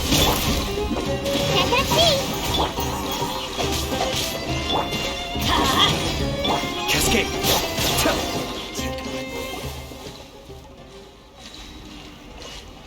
Traveler, were you just taking your anger out on those guys? You and Nahida both. Dunyarzad wouldn't want to see you two like this. Oh, and speaking of her, Paimon just remembered something. Remember how during the first Sub-Zero's festival, before the Samsara started, we came here with Dunyarzad because she wanted to pick something up? She said it was because she had forgotten something. Okay, so Paimon's memory is working so far. Anyway, Paimon also remembers that she is staying somewhere around here. Even if it's only a tiny clue, it'll probably still help us more than this needle in a haystack search.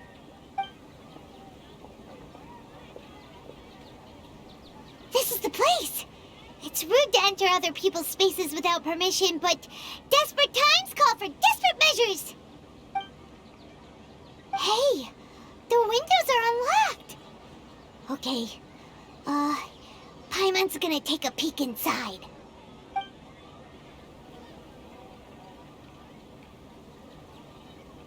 This was only a temporary residence, so there was pretty much nothing inside except this book on the table.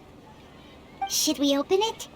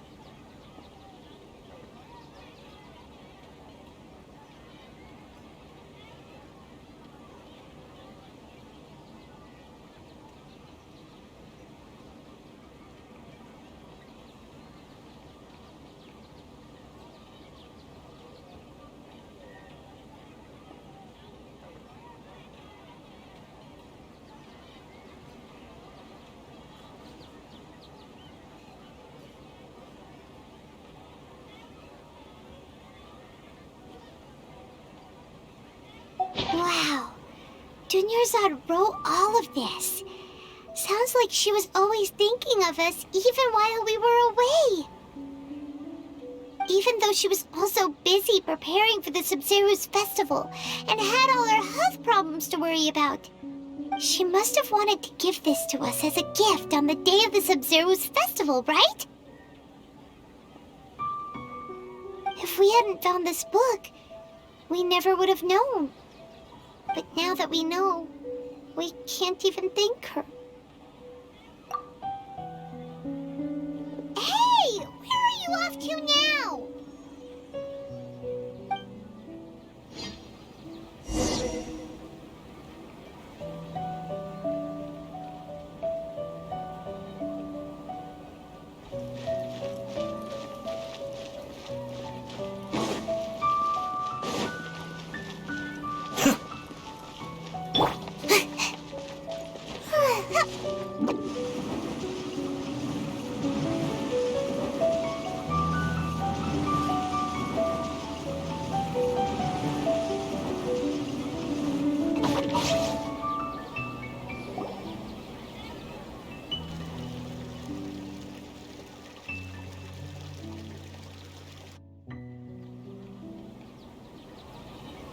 It's Dunyarzad's puppet.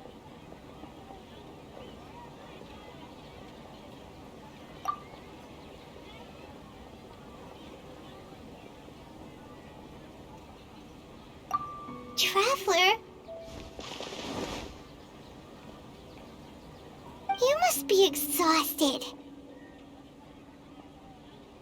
Come to think of it, we've been stuck in this place for a really, really long time. Heck, even the last time we were chatting happily with Dunyarzad feels like an eternity ago.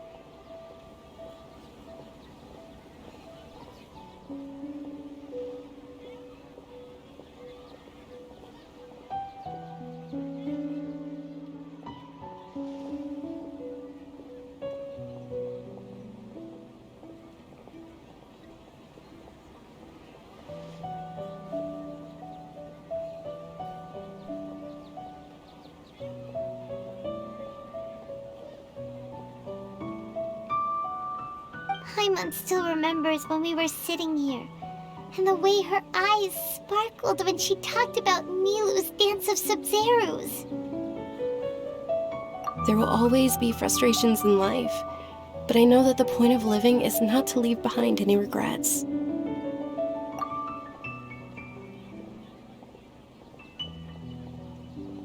That was what the real Dunyarzad said, wasn't it? Does that mean... Yes, Traveler. What is it? Oh, so she's still just a puppet. But just now, how come... What? Where are we going this time?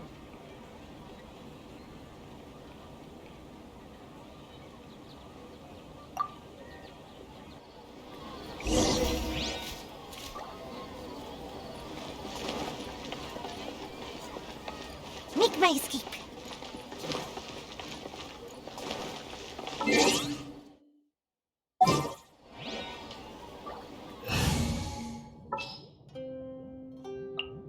We're going to hunt.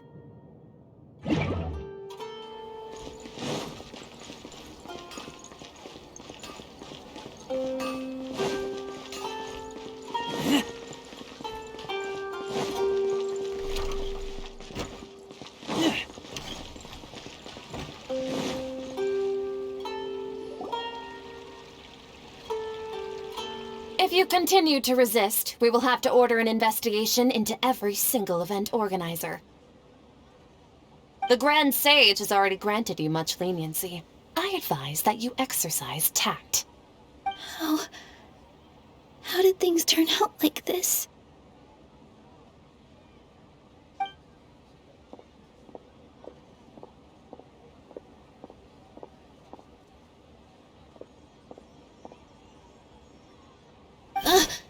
Traveler? You don't have to get involved. He's a sage from the academia. I don't want to drag you into this. Traveler? Traveler? What the heck are you If you get arrested by the Academia, that's another day gone to waste!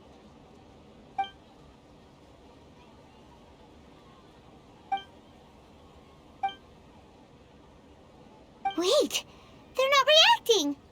Have they been scared stiff? Oh, of course! If this is the Sage's plan, they wouldn't put themselves through this! So they're just substitutes! What is this? What happened to the Grand Sage and his entourage?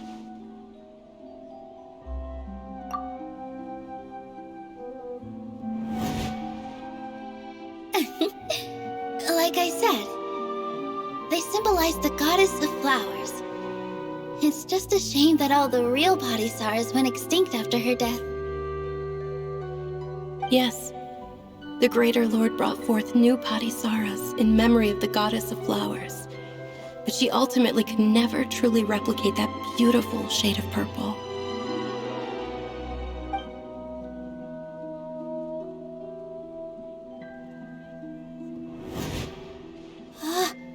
That beautiful shade of purple. Aren't these flowers real Padisaras? Just like the ones from the legend? I didn't even notice. Dunyarzad, did you find these? But didn't you just say all the real flowers went extinct after the goddess of flowers passed away? So, how? Yeah. What's going on here? Huh? You guys are acting weird. But okay, I'll try.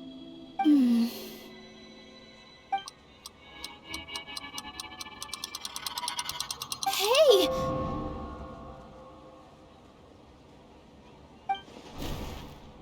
They disappeared!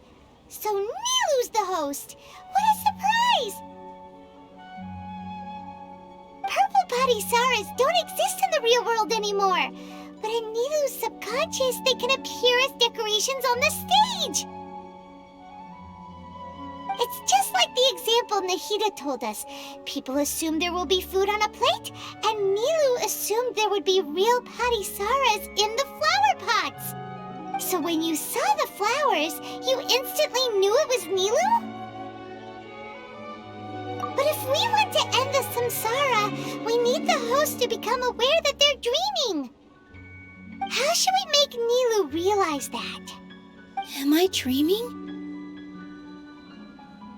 Huh? So I'm right. Is this Lesser Lord Kusanali responding to our celebration of the Sabzeruz festival? Wrong guess, but you aren't completely wrong either. The point is, what made you think this is a dream? As far as you know, people in Sumeru don't dream, right? Yeah, but have you heard the tale of the first sage? To prevent a calamity, he went on a journey to find the Dendro Archon. Ooh, sounds familiar. Dunyarzad told us a story like that when we first arrived in Sumeru City. So it was about the first sage, huh? Yep, but in the part you heard, he hadn't become the first sage yet. There's more to the story. His piety and wisdom were acknowledged by the Dendro Archon, and she finally gave her blessing to him. All kinds of spectacular scenes appeared in front of the first sage, as if all the knowledge in the world was being painted onto a canvas right before him. He was captivated. After who knows how long, he mastered all the knowledge he could comprehend. Afterward, he said to the Dendro Archon, "I miss my parents, my wife, and my children. I've been away from home for far too long. They must be worried." The Dendro Archon smiled. The next second, the sage found himself lying in his bed, as if he had just woken up from a dream. His wife, lying next to him, said, "You're off to search for the Dendro Archon today, aren't you? Have a safe journey, my love." In the end, the first sage took care of many disasters in Sumeru City and founded the Academia. What a happy ending. So, the first sage was dreaming ever since the beginning of the story? He never went on his journey? Yes, but his faith and determination were conveyed to the Dendro Archon, so she blessed him in the form of a dream. Paimon understands where you're coming from now. That's a really interesting connection. But we really gotta wake up soon, like the sage in the story. I see. Well, it just so happens that today's Sub-Zero's festival is almost over too.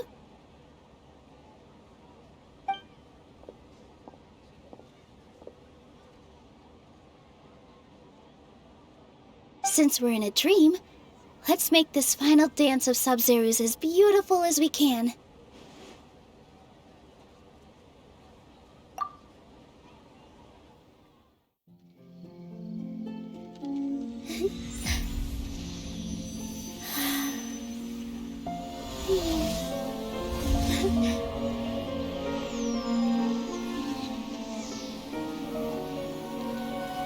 The wait is over, everyone.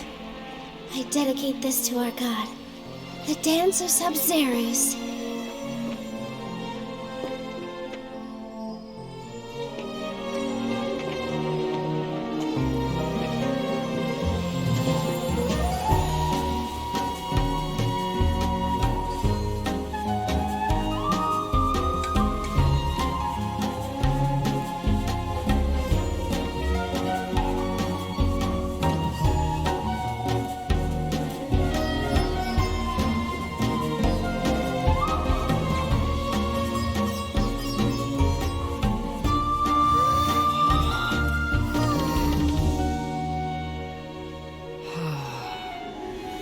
I'd be lying if I said I had no regrets. I would have loved to see Nilou's dance.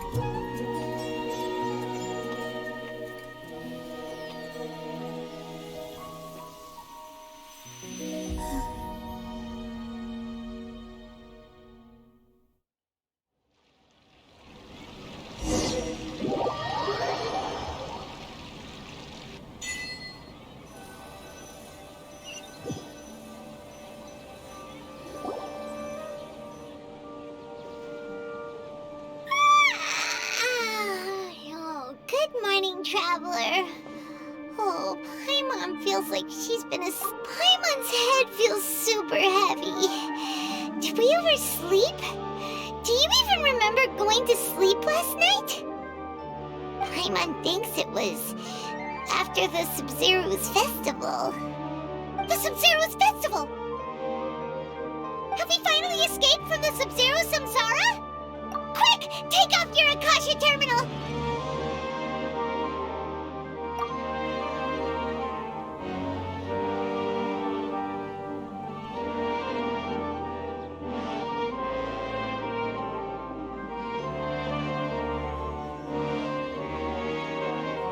She's not in her room.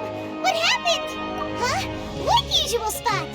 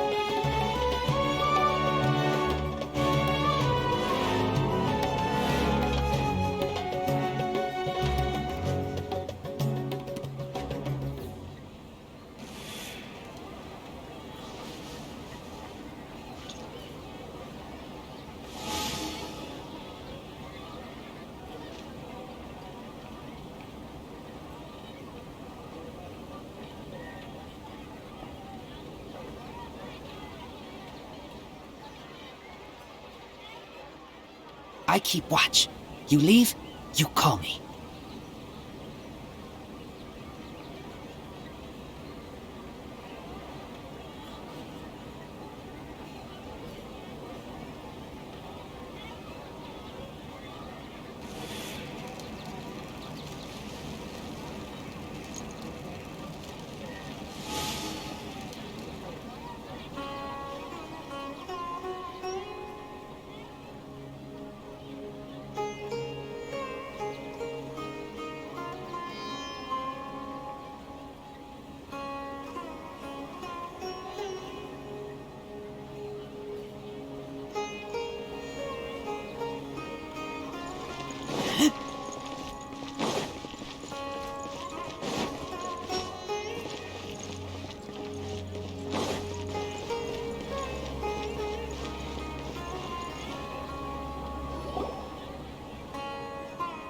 Well done, Traveler and Paimon.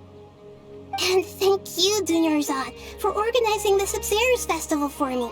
I'm sorry, who are... Dunyarzad! You're okay! Oh, don't scare us like that! Oh, Traveler Paimon. I have something amazing to tell you. I just had a dream, and I saw Nilou performing the dance of Sabzeruz.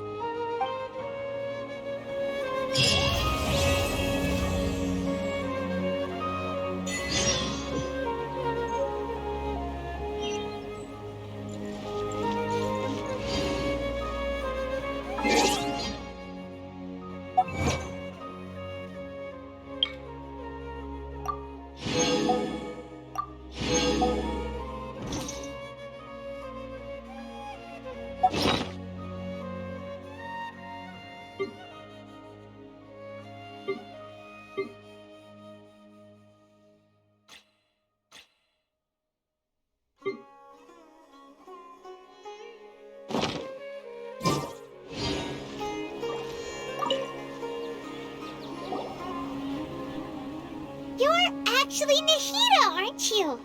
Paimon felt like Catherine was acting weird when we met at the Sabzeruz festival. And Dunyarzad, did you save her? It's a really long story. We shouldn't disturb her. Her consciousness is still weakened. Let's chat somewhere else. How about by the Traveler's favorite bench?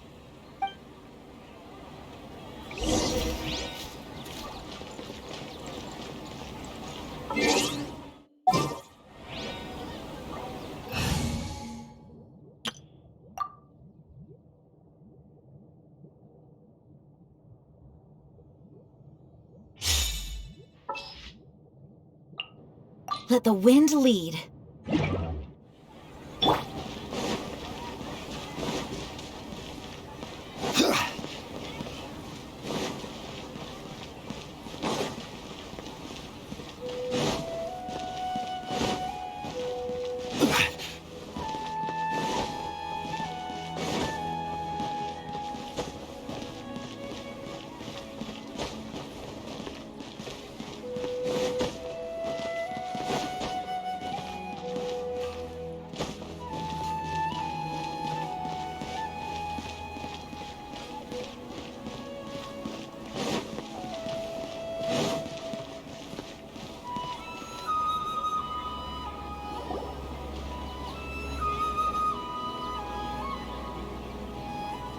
Let's talk about Dunyarzad first. It's such a relief that she's all right. After we parted on the last day of the Sabzeruz festival, I left the city and saw what the Traveler had described. Among the countless dreams, I found one that was growing fainter and fainter. This proved my suspicion. Once Dunyarzad could no longer bear the Akasha harvesting her dreams, her consciousness began to dissipate. But this also meant it escaped the Akasha's control. Such a small fragment of consciousness can't last for very long, though. It will return to its original dream, where both will gradually fade until they completely disappear. I used all the power I had to keep her dying dream alive as long as possible, but it still wouldn't have lasted for much longer if it hadn't been for you two breaking the samsara. So it looks like we did manage to save Dunyarzad in the end. And not a moment too soon. Huh? Why are you two smiling so happily? I thought you'd be so moved that you'd start crying. I need to spend more time observing human emotions. Both are fine. Everyone reacts differently. All right. You two must have a lot of other questions for me, right? After all, you saved my faithful believer. As your reward, I will answer any and all questions. To be accurate, I'm using the Akasha as a medium to occupy Catherine's consciousness. How did you do that? Poor Catherine. Does this mean you can also occupy other people's consciousnesses? Theoretically, I can enter anyone's mind as long as they're wearing their Akasha terminal. The Akasha is the legacy of Greater Lord Rukkhadevata. As Lesser Lord Kusanali and the first Akasha terminal, my consciousness has always been linked to the Akasha. I've always respected my people's free will, so I've never actually occupied their consciousness. When necessary, I just borrow this bionic Snezhnayan puppet. Hold on. Did we just learn some deep, dark secret? So Catherine is... No wonder Paimon felt something was off about her. What about your own body? Why do you need to borrow other people's? Don't you live in the sanctuary of Surasthana? That story begins a long time ago.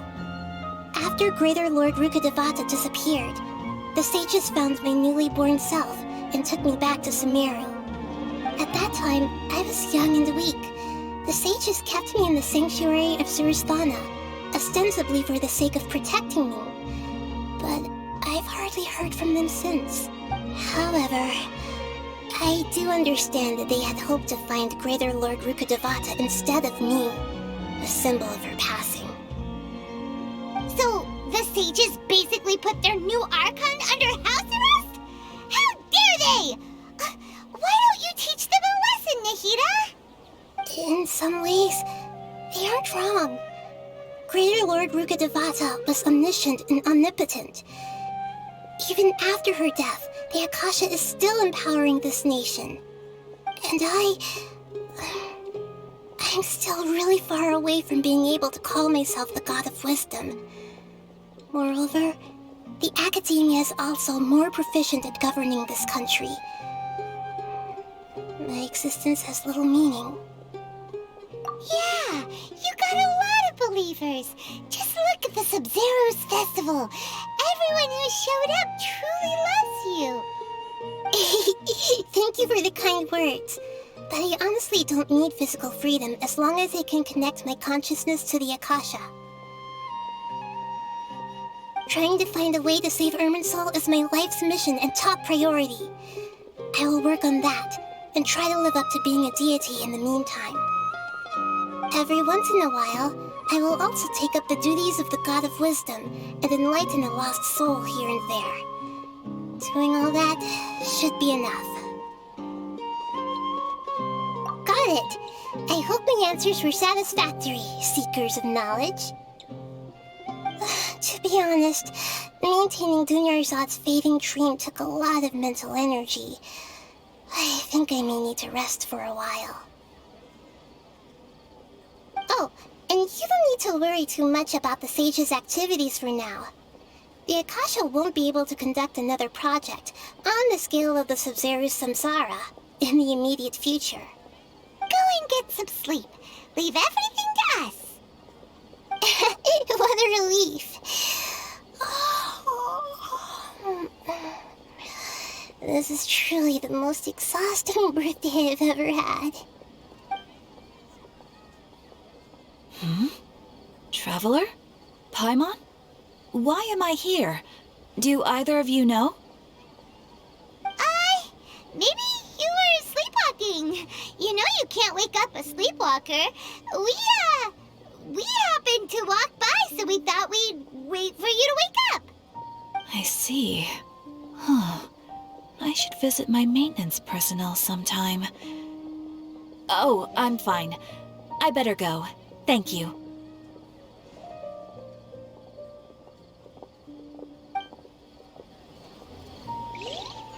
We've spent quite some time in Sumeru City.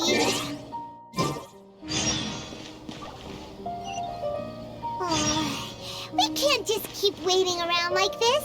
Let's go find Catherine and pick up some work so we can...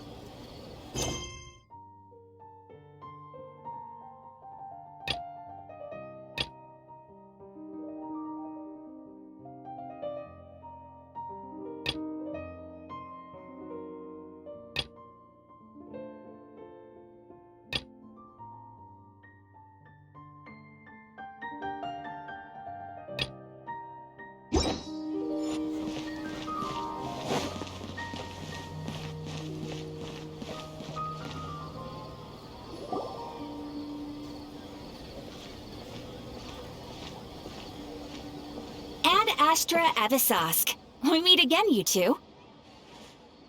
Hi, Catherine. Do you have any commissions for us today? Commissions, huh? Let me think. Oh, how about this? Please attend the Academia's Academic Symposium this afternoon and recite a love poem on stage. Wait, say what now? And if possible, please also use your camera to capture the reaction of the audience upon finishing the poem. Huh? What kind of commission is that? I see. It appears that you're not interested in this commission. In that case, please go to Port Armos and convince the Eremites there to spend some time volunteering at the local orphanage. Hey, that's not any better. I'm sure the mercenaries will have some interesting reactions as well. Paimon's gotta ask, just who exactly has been submitting these commissions to the Adventurers Guild? Oh, the commissioner? Well, actually, I just wanted to see the two of you in action. Was it so obvious? I was hoping you would actually take one of those commissions. That kind of chance to observe humans doesn't come by often. Ah, so it's Nahida. Paimon just knew Catherine wouldn't crack those kinds of jokes. When did you get into her head? From when she said, Ad Astra Abisask. So it's been you this whole time? Are you done resting up? Yes. I've been sleeping ever since we parted ways, and I even had a really, really long dream. It was another dream about the Sub-Zerus Festival, except it was a happy one. In my dream, I was sitting in the middle of a flower terrace, and everyone in Sumeru City was holding hands as they danced in circles around me. They danced round and round, and everyone looked really happy. I also got to sit on a gigantic flower carriage.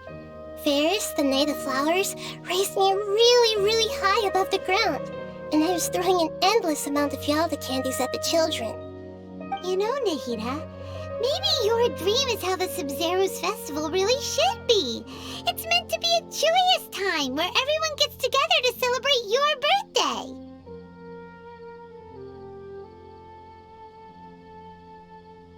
Huh? Wasn't I describing a really happy dream? Why are you both looking at me like that? Wait, could this be an example of the emotion known as pity? No, we aren't pitying you. That would only make everything worse. We just don't want you to feel too sad. By the way, have you had a chance to visit Dunyarzad? How's she doing? The Homianis haven't allowed any visitors after the festival, so we haven't been able to check on her. Yes, I paid her a visit right after I woke up. She was resting at the time. Her condition is stabilized. However, since Elazar is a manifestation of the withering on the human body, we can only cure it by finding a way to take care of Irminsul's own withering. But for the moment, our top focus should still be figuring out what the sages are up to and what they're planning. Right. Who knows what'll happen if they manage to pull off another scheme like the Samsara of the Sub-Zero's festival? So our first priority should be investigating and putting a stop to the Sage's activities. As for how we should pull that off, let's discuss it somewhere else. There are too many adventurers around here. Oh, good point. Sorry, adventurers. We're gonna be borrowing Catherine for a little while.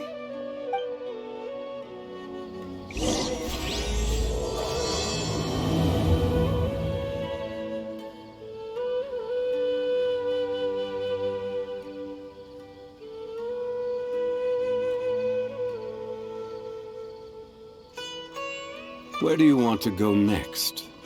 If you'd like to see Liyue's tourist spots, I have a few references.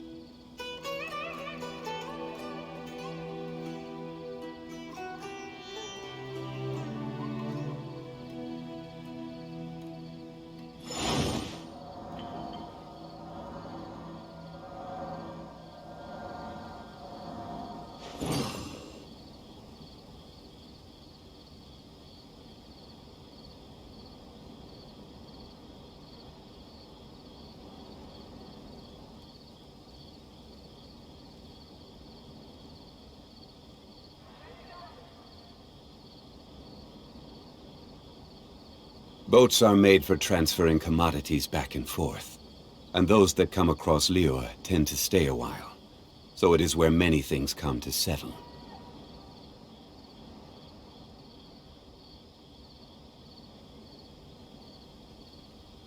Osmanthus wine tastes the same as I remember, but where are those who share the memory?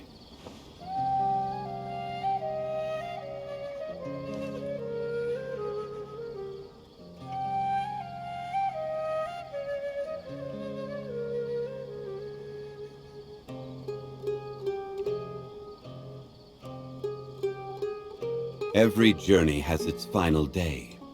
Don't rush.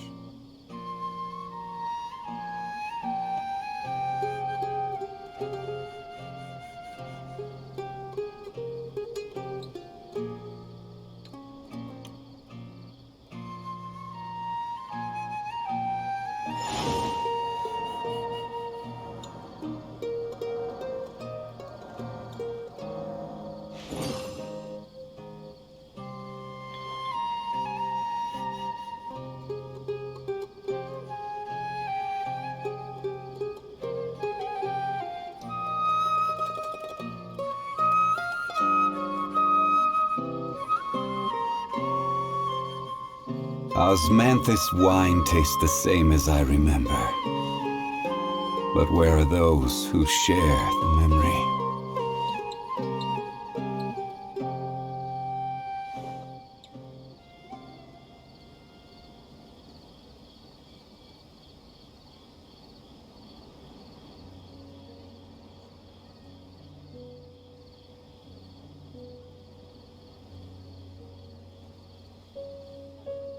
Boats are made for transferring commodities back and forth, and those that come across Liyue tend to stay a while, so it is where many things come to settle.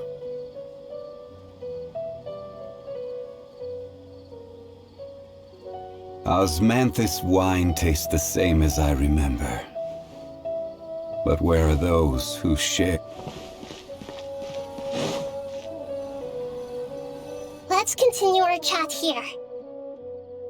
Okay, so do you have any ideas on how we can investigate the sages, Nahida? Actually, I've already done a little bit of work on that. But for now, I want to hear your thoughts.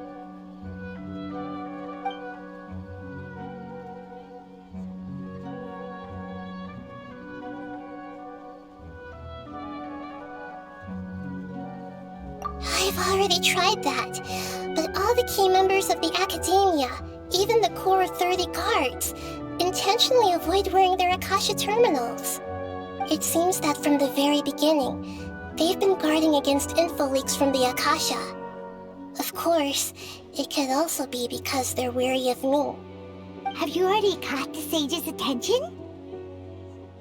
I'm guessing not yet, But distrusting me would make perfect sense if they've ever paid attention to the urban legends about me.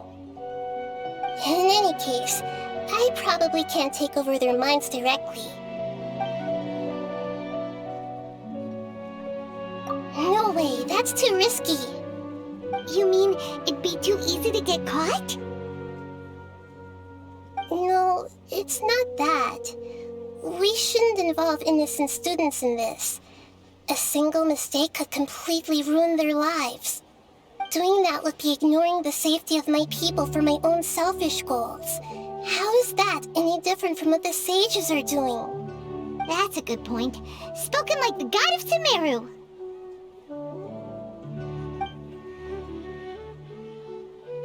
We're in the dark as of now. Since we still don't know anything about their goals, any rash move could tip them off and lead to terrible consequences. After all, every person in Sumeru City is one of their hostages. Are we really out of ideas? Nahida, you're super smart, so you already have something in mind, right? Don't keep us in suspense. Spill the beans already. According to a popular theory from the Vahumana Darshan of the Academia, rejecting impractical motions at the beginning of a planning session will give more weight to the actual proposal.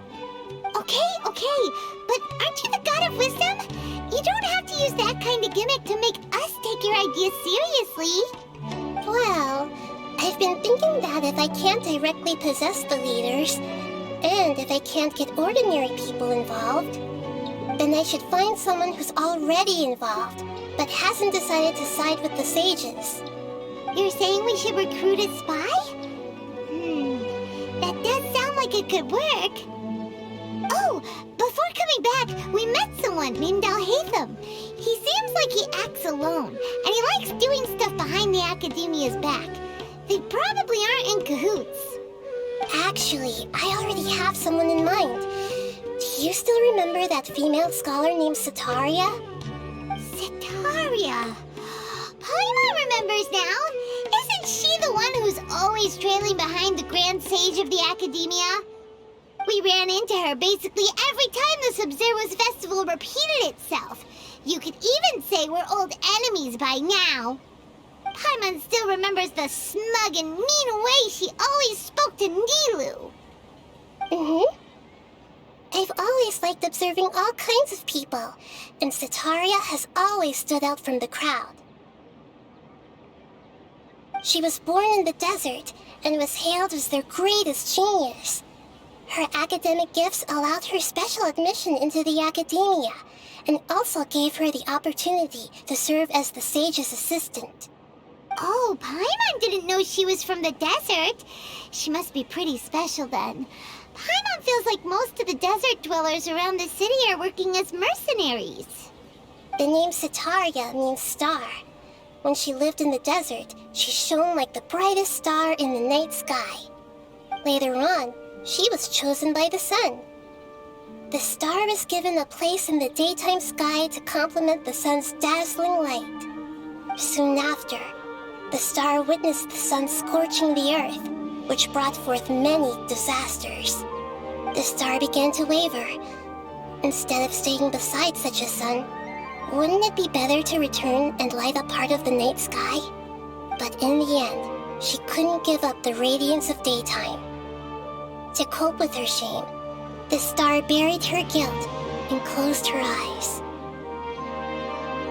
From the sound of it, Sataria's just hung up on the research opportunities here. But she doesn't really support the Academia. She still feels guilty about not doing more for the desert, right? She's just running away from her problems. Indeed. When they are presented with complex moral issues, many people will simply plug their ears and go with the flow until the problem can't be fixed anymore. She's suppressing a lot of guilt, but before she realized it, she had already become the sage's accomplice. She can't deny her part in their schemes anymore.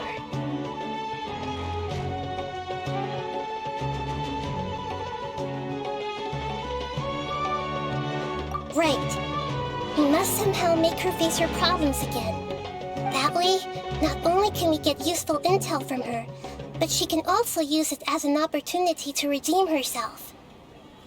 From my past observations, Setaria will take a day off from the academia every 10 days to do some shopping in the city. Tomorrow afternoon just happens to be a shopping day for her. That'll be our chance. To prepare, let's go check out some of her favorite spots, and have a quick chat with a few of the vendors there.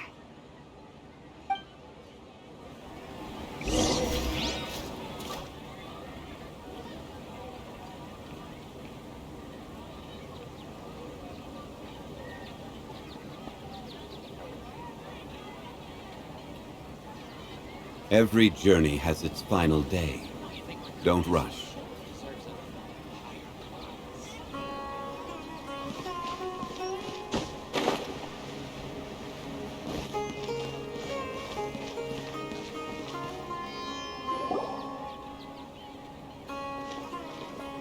This should be Setaria's favorite fortune-telling spot. So should we ask the fortune teller about Setaria?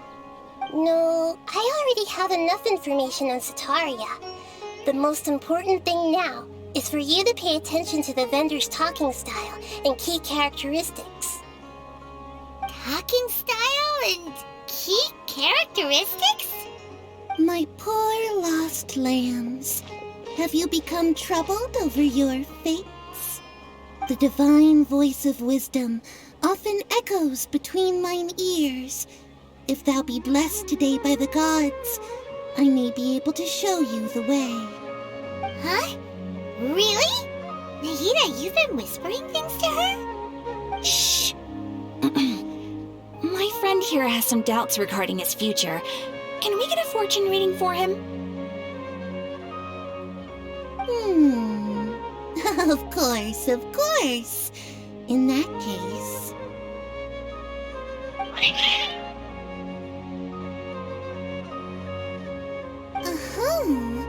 It would seem that Harut and Marut are quite wary of you.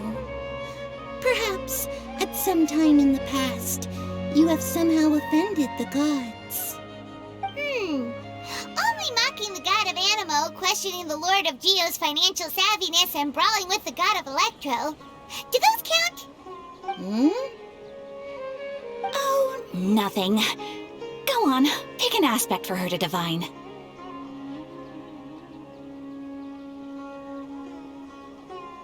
Love prospects?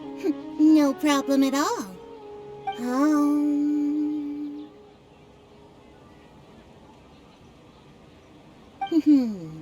The gods have spoken.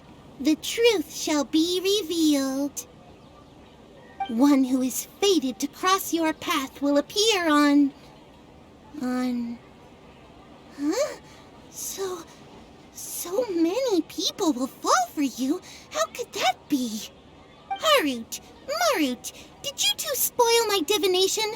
I've never read a fortune so absurd.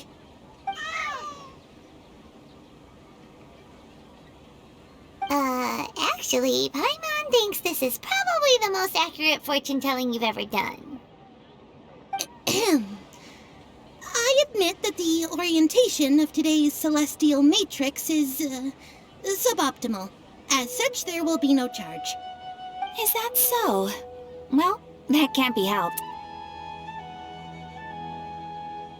If you were to bring some food offerings for Harut and Marut on your next visit, perhaps they could help you reverse the wheels of fate.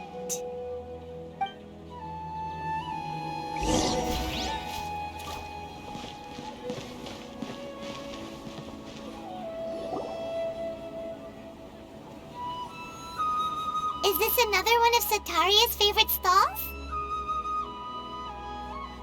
Yep, it belongs to a king. His father helped Setaria a lot when she first moved to Samari City, so she still comes by whenever she has time. When I start talking with him, listen carefully to the details of our conversation. Ah, dear customers, would you like to look at some pottery? We caught wind of your great craftsmanship, so we specifically came to take a look. Oh, I recognize you. Aren't you Miss Catherine from the Adventurers Guild? Sounds like I'm in for some big business. Speaking of, where did you learn this trade? I suppose you could say it all started with my dad.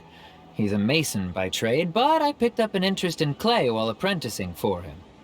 After that, I began making pottery by myself in secret, and I simply changed trades when my works turned out well.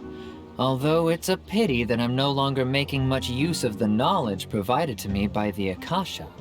That's nice. You're making a living doing something you love. So is your father still working as a mason? Oh no, not anymore. A few years back, he fell from a roof and broke his leg. Since he had already saved enough mora over all these years, he's just enjoying the retired life in Port Ormos nowadays. I see. We wish him peace and happiness in his retirement. I'll have someone in charge of logistics at the guild come by another day for some goods. We'll leave you to it. Take care now. No problem. Rest easy, all our goods are sure to meet your every need.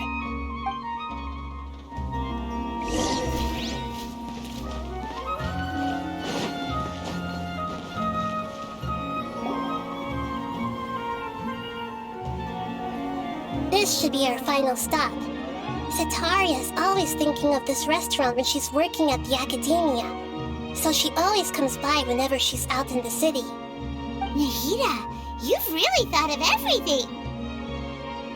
It's my duty to protect Sumerio's citizens, after all. Hi there. I feel like I've seen you down by the docks before. Huh? Sorry, I don't quite remember.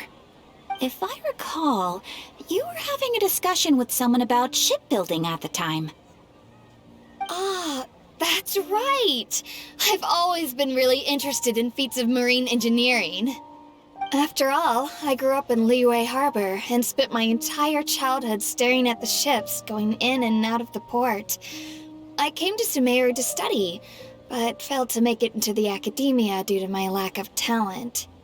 But I'm still discussing all kinds of problems with different scholars, and I'm continuing to study and perform research from the restaurant's basement. I'm sure I'll get into the academia after their next round of exams. What an admirable spirit for learning! Amazing! Sure, but you'll find hardworking people wherever you go. So this restaurant has a basement as well? Huh. First I've heard of it. That's right. It's not usually open to patrons. Most of the time, employees use it for breaks or to hold private events. I see. Yes, that makes sense. Well, good luck with your studies, Miss Chishan. Thank you so much. As long as I can make it into the academia as an official student, I'll be happy.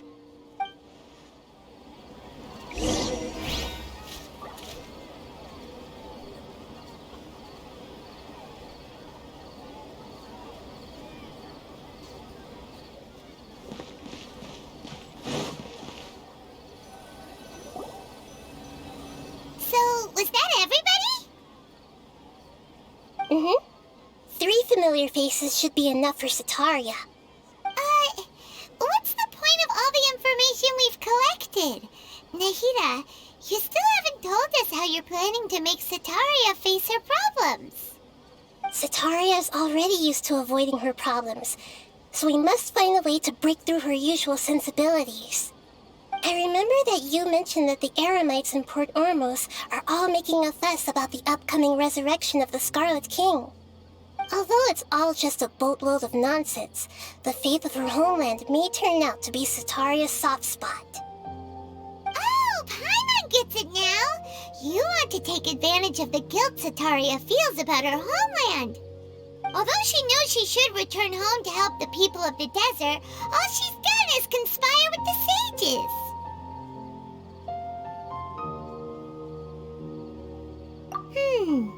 So, how do we set that up? Well, the Scarlet King is long gone, and Sitaria is also too smart to fall for any simple tricks. If we simply engaged her under the guise of the Scarlet King's believers, she would definitely be weary of us, and we may not get anywhere. But if we were to borrow some of her close acquaintances to talk with her, her reaction would probably be very different. So, you mean you're going to possess those people we just talked to? Yep. Possess them through the Akasha, imply that they've already converted to the faith of the Scarlet King, and then convey our made-up will of the Scarlet King. As long as everything goes smoothly, we'll get through to Sitaria for sure. She'll never guess that we had anything to do with it.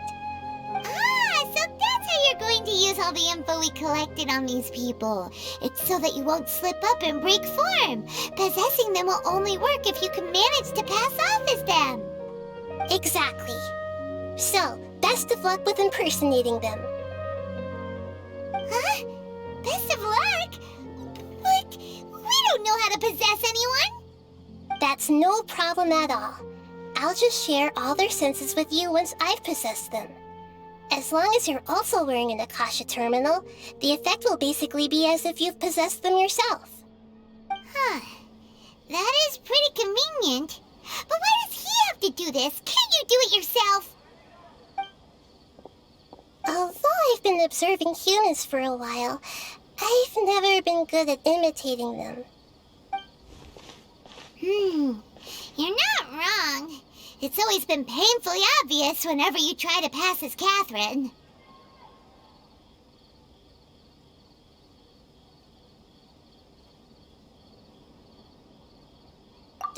If it was at all possible, I would have preferred to leave these people alone. But seeing how things are now, I probably should just accept it and push on. Yeah, don't beat yourself up over it. We're only doing this to help everyone, and we'll only be borrowing them for a little while anyway. Alright, then let's give it a go tomorrow afternoon.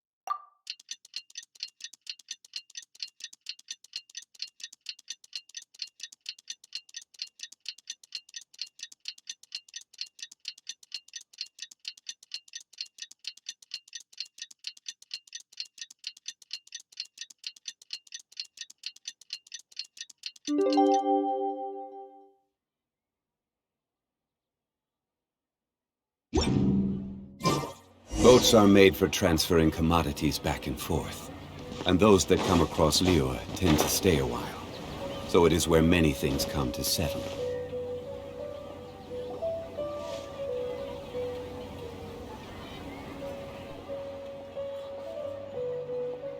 Oh, here she comes. Satari's here. Let's quietly follow her. Once she starts talking to her acquaintances, we'll find a safe spot to begin possessing them. As for how we'll sway her to our side, I'll leave that to you. I trust you'll know what to say. Paimon's starting to feel kind of nervous. Okay, let's go. Looks like they've already started talking. Let's find a hiding spot and get started.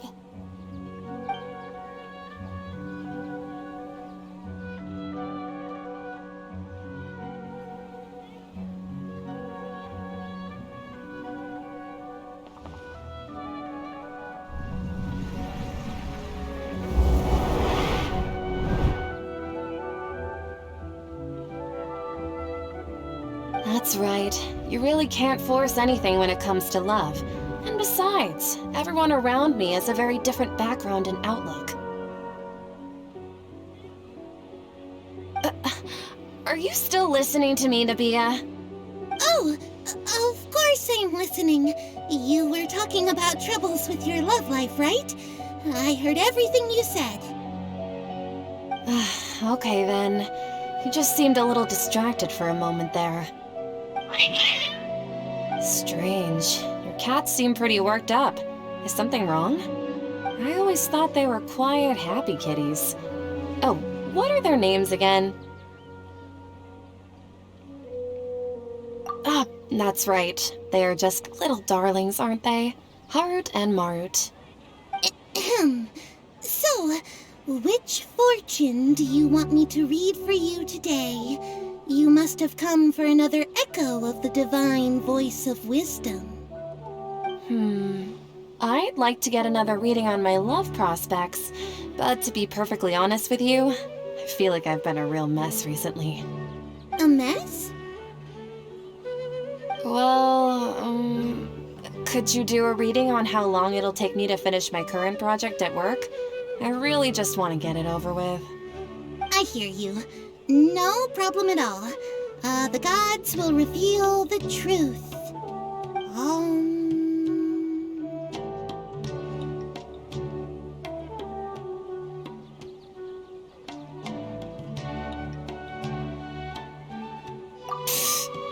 Sorry, your new laugh is just so hilarious. I couldn't help it.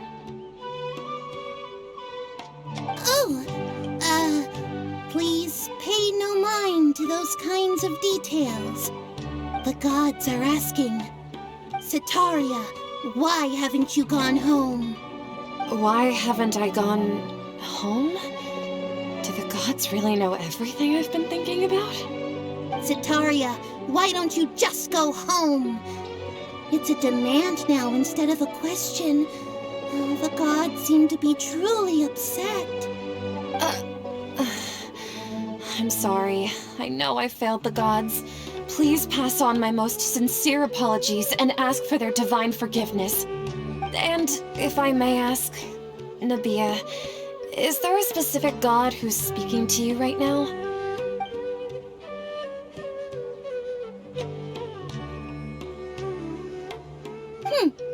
What an inconsiderate and naive question. The god who is speaking to me is, of course, the wisest and mightiest of all, the Scarlet King.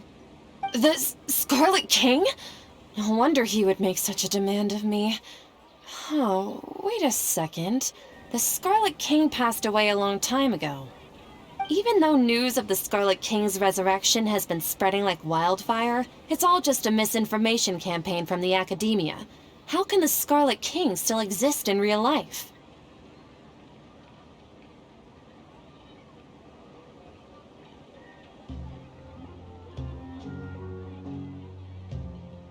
What insolence! I am the Scarlet King's most loyal believer. Do you wish to refute his voice of wisdom? Oh, no. As a child of the desert, I am only reveling in his power upon learning that his divine glory has touched even this city. I will think very carefully about his demand of me. I'm sorry. I must go now. Wait!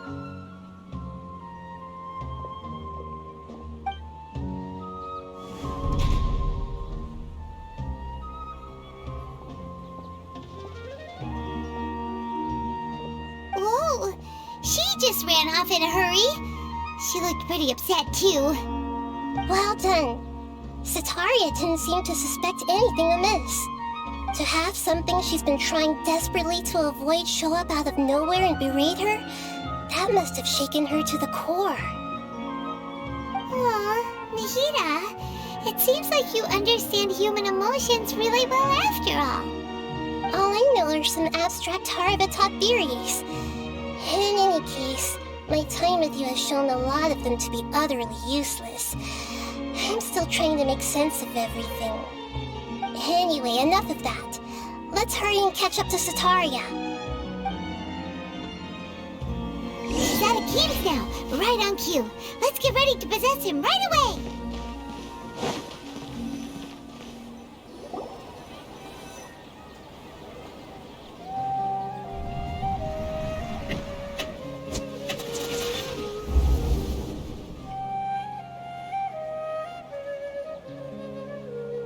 It's okay. I just got caught up in something. Oh, actually, didn't you ask me to help you look for work? What kind of work were you looking for again?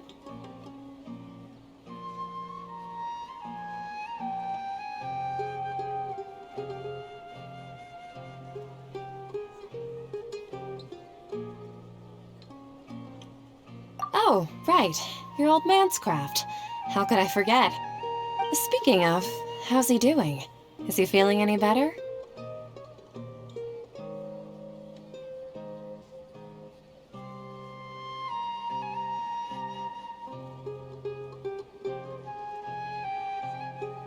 Huh?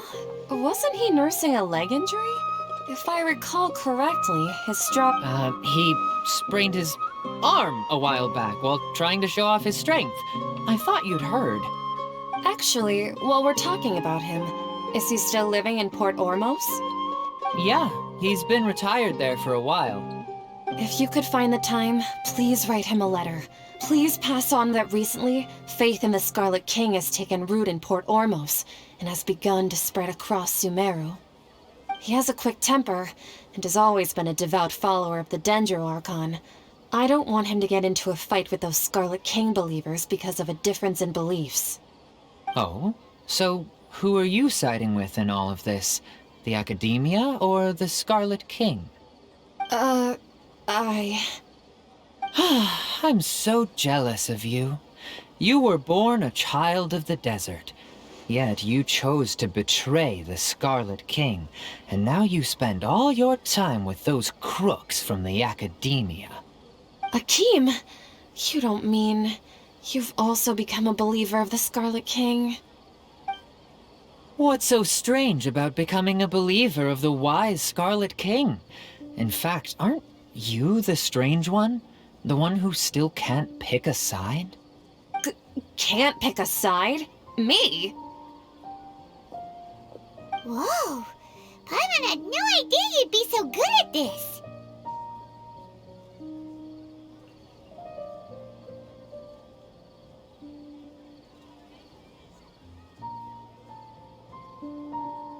You really zeroed in on the issue and put it right in front of her. It might feel a bit overwhelming for Sataria. But once everything is over, I'll be sure to pay her a visit to her mind and explain everything. Anyway, let's keep going.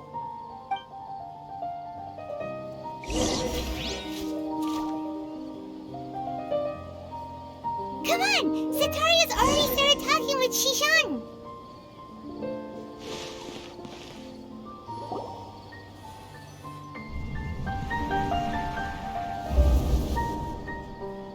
So, Shishan, have you noticed anything weird in the city lately? Like, as if someone was trying to preach to you about something?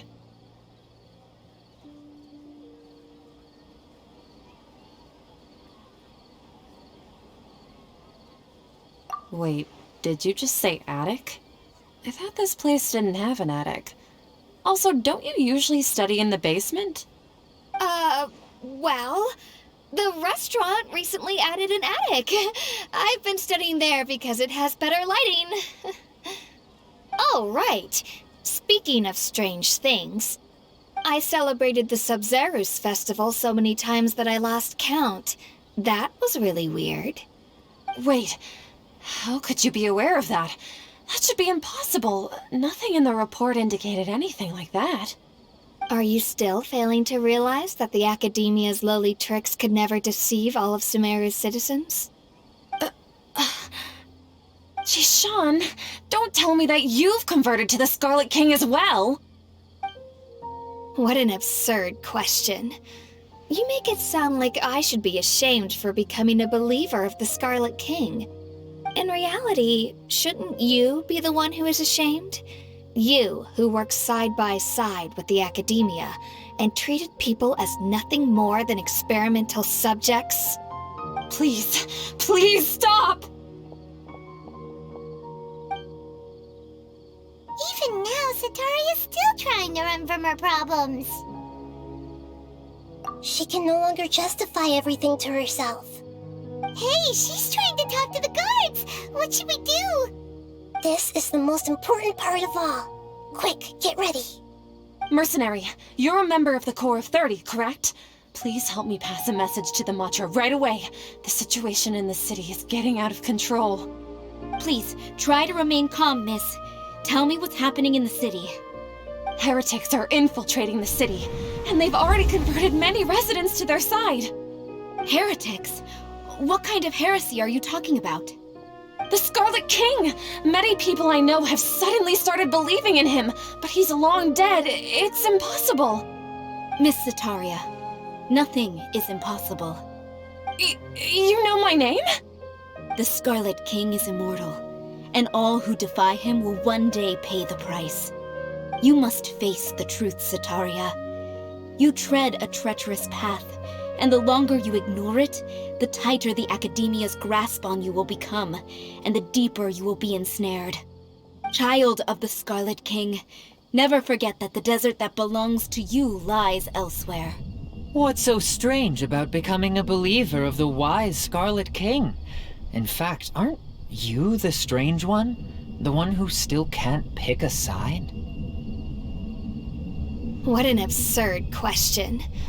You make it sound like I should be ashamed for becoming a believer of the Scarlet King. Sataria, why haven't you gone home?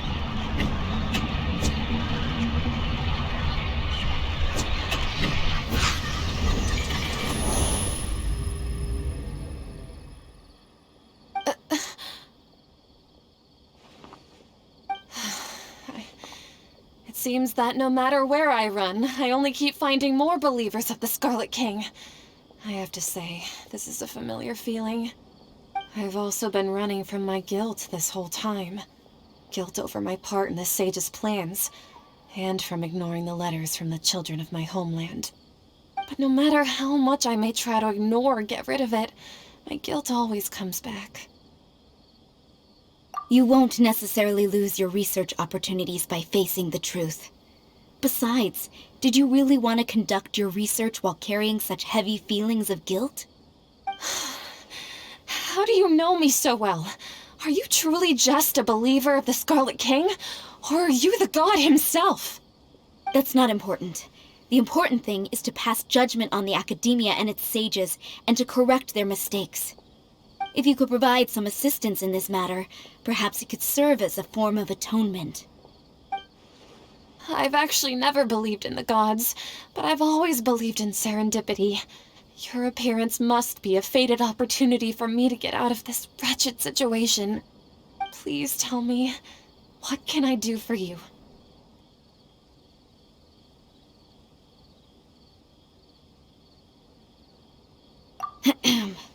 How much do you know about the Sage's current activities? I was just one of the designers for the massed dream harvest scheme, which is what happened around the Sub-Zeru's festival.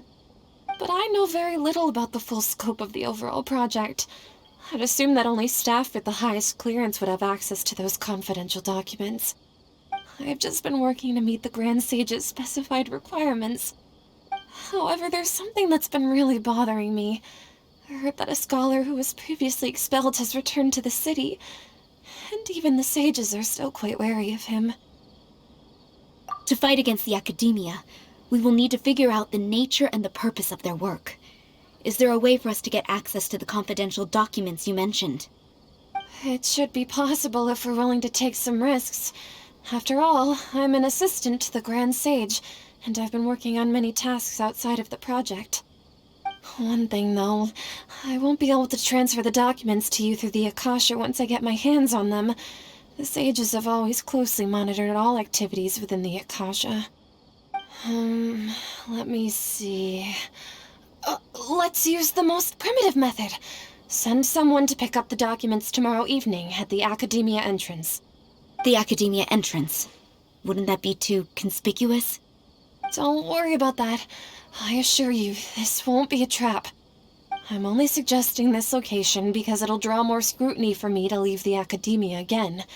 It'll be safest for me to distract the guards long enough to hand you the documents. All right, I trust you. So, if I were to successfully complete this task, would it mean I've atoned for my wrongdoings? That'll depend on the judgment of the Dendro Archon.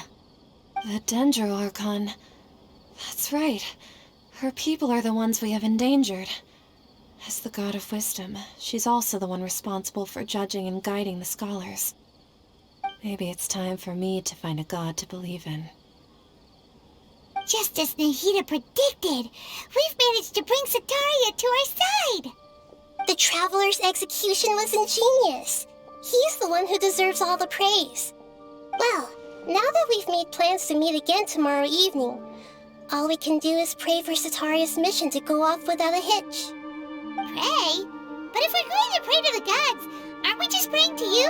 God of Wisdom and Guardian of the Scholars? No. The truth is the true Guardian of Scholars. I've always believed that. Anyway, let's meet again tomorrow evening at the Adventurers Guild.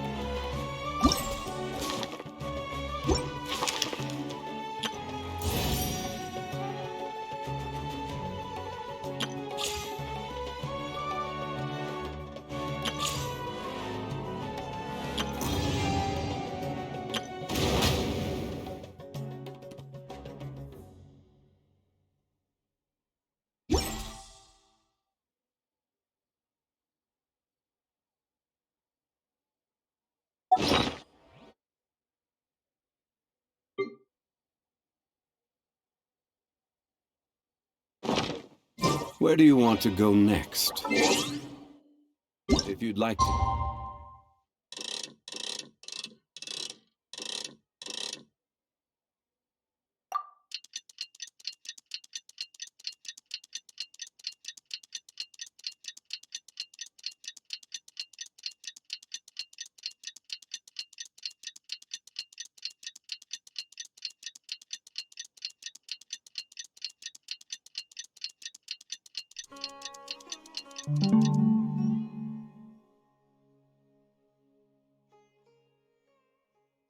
Leo.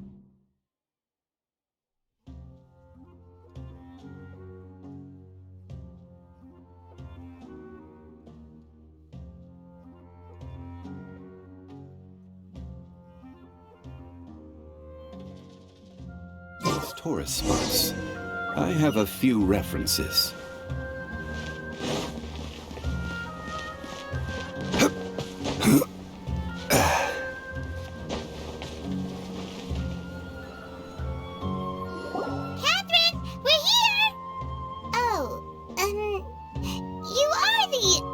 Catherine, right? That's right. I suppose I'm the other Catherine in your mind.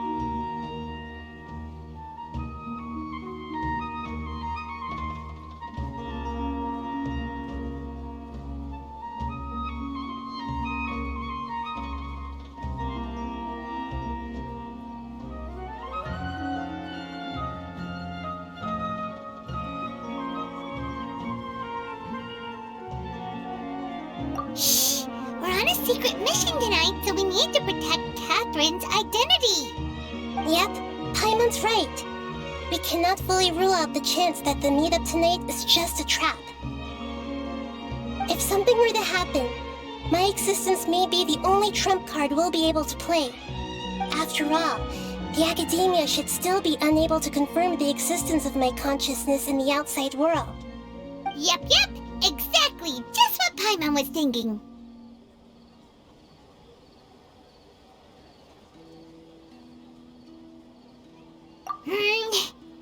Anyway, enough about that. Let's just make sure to be on our guard.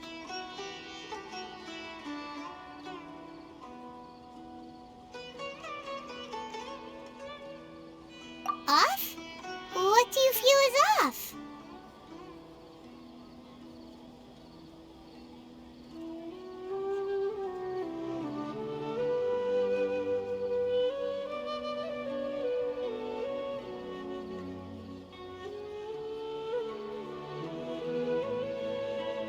It's the middle of the night.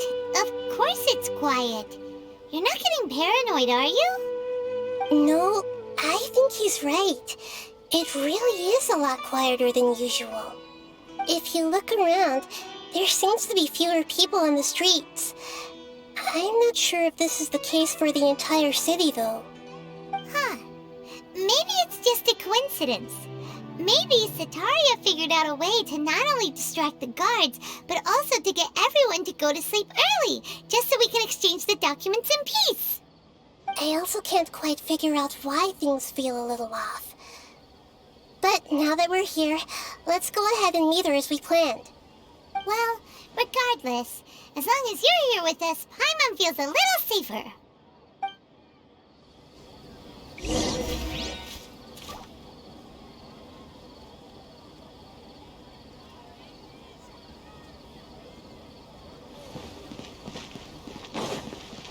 Huh.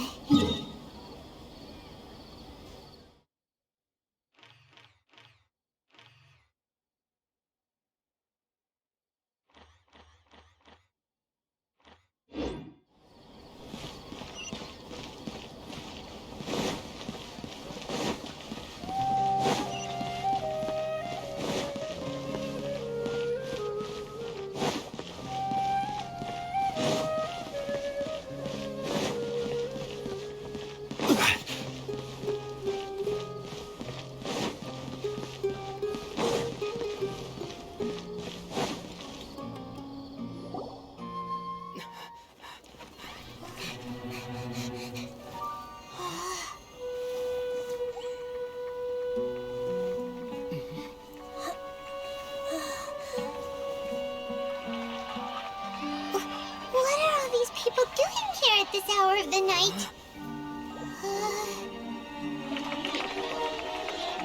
Ah, the triumphant hero returns at last. And to a rather spectacular welcome, even if I do say so myself. You're the outcast, expelled from the Academia. Indeed I am.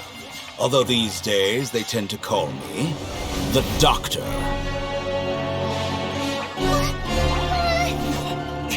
If you're looking for your researcher friend, she has already been taken into confinement. With some basic caution, she could have discovered the listening device on her person. Clearly, she lacks the degree of rigor expected of a true scholar.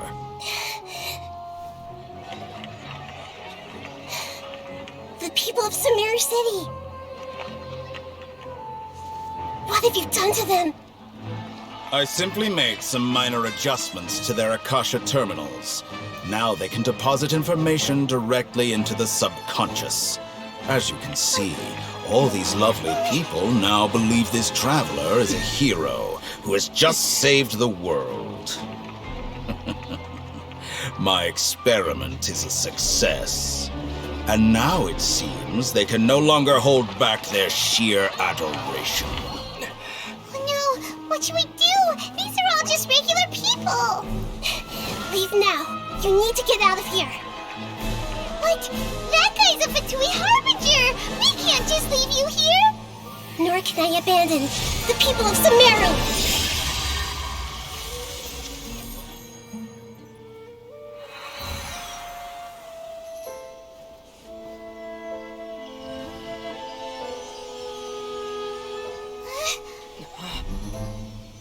Don't worry.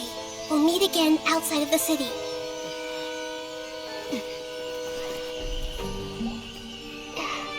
I see. You appear to have overridden their mental faculties with your own consciousness. To possess such a powerful mind, you must be the God of Wisdom.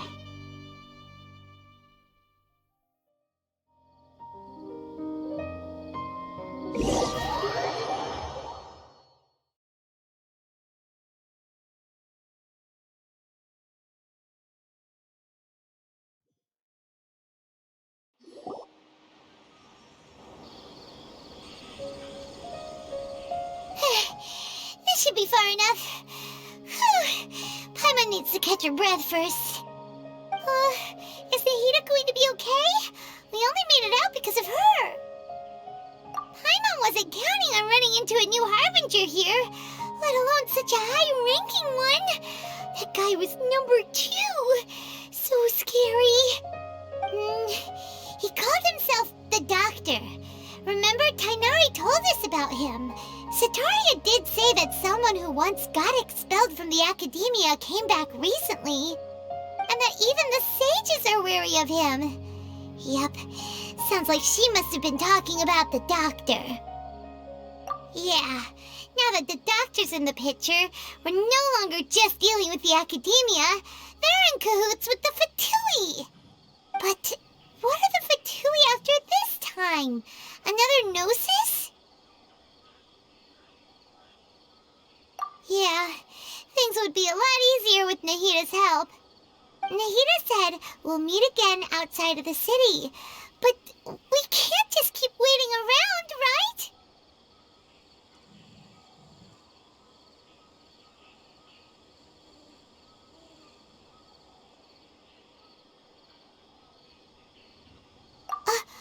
You mean...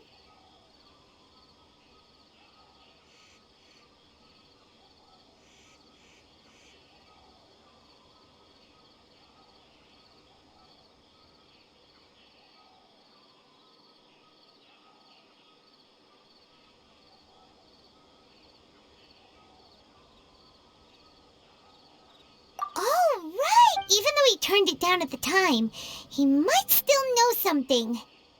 There's no time to lose. Let's go to Gandharvaville.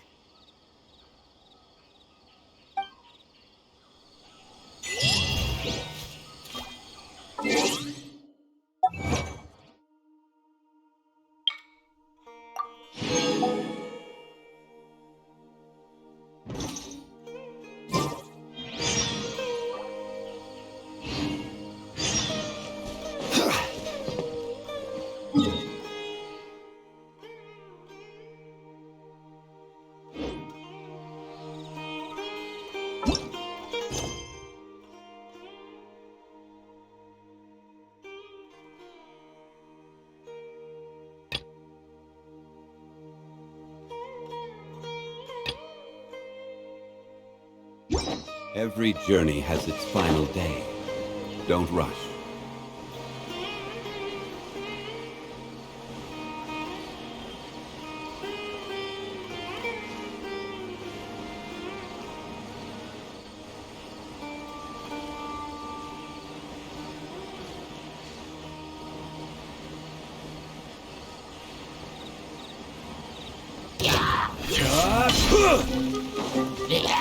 Stabilize!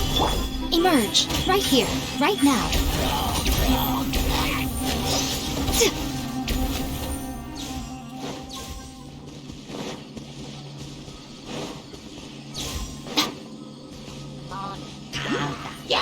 Right here, emerge! Right now.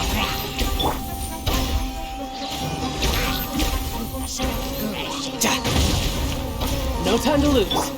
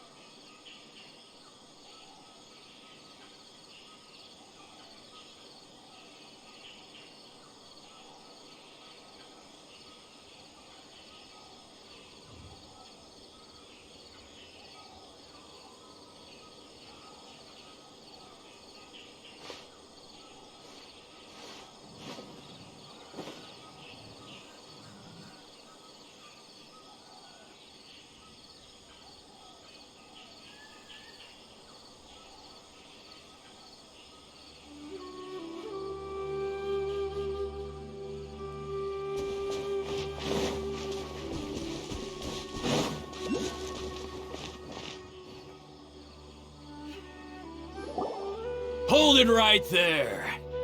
A blonde-haired traveler and a floating fairy. We've got you, all right. Take a look around. You've fallen right into our trap. Are you mercenaries from the Corps of 30? Did you come here to arrest us? Corps of 30? We're nothing like those government lapdogs who don't even get scraps for their work. We are an elite brigade that commands the highest commission rate in all of Sumeru. We're here on the orders of a client known only as the Outcast. The Outcast? An outcast from the Academia?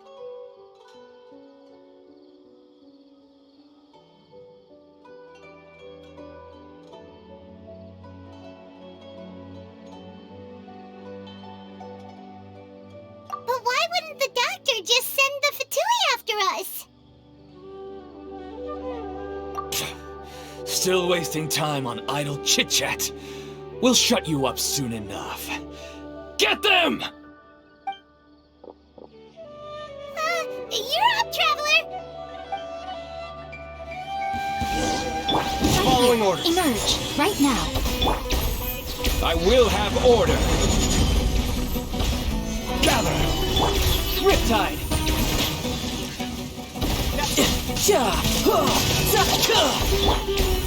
Wait, hear me.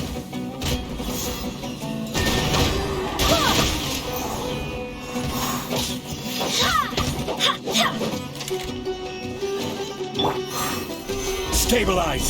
Order guide you! It isn't over yet! Here comes reinforcements! Right now. I'm always watching.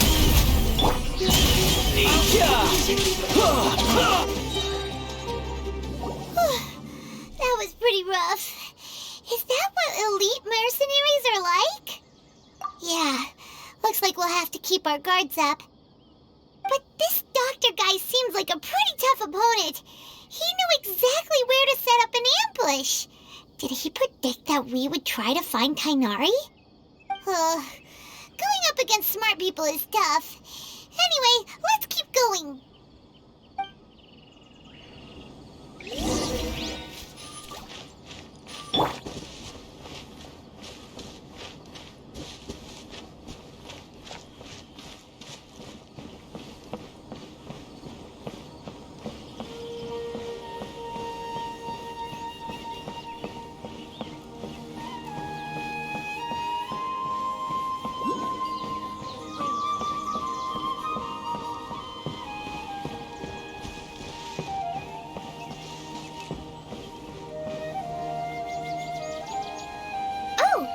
Traveler and Paimon, what are you two doing back here?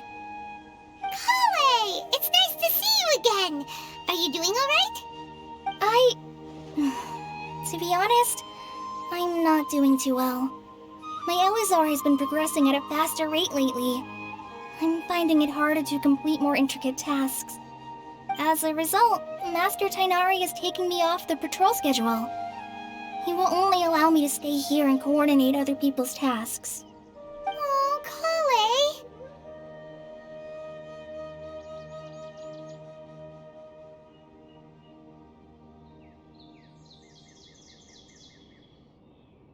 Speaking of Tainari, did he go off on... Oh, Master Tainari? He just left the Avidia Forest a little while ago. He was headed to Party's DI. He left? But isn't Tainari always saying that he never wants to leave the Avidia Forest? He even turned down the Sage's invitation. I thought it was weird too. Master Tainari always prioritizes his work as a forest watcher above everything. He almost never leaves his post. He left in a hurry this time, though.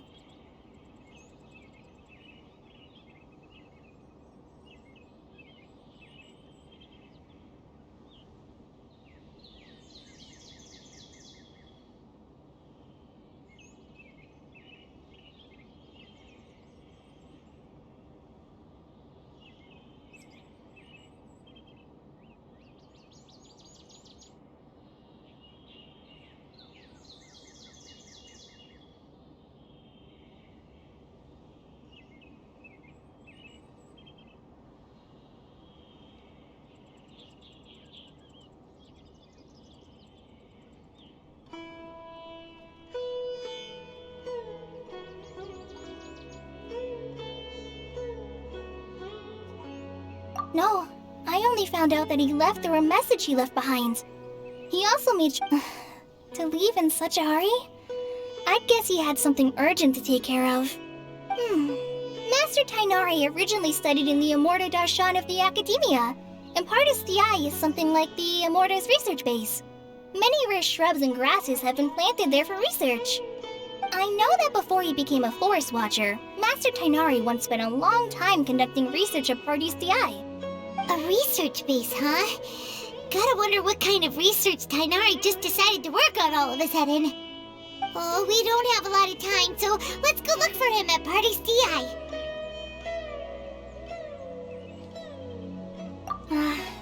Don't worry, I'm fine.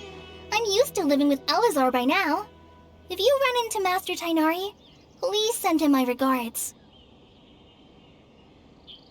Got it. Will do. See you later, Kale.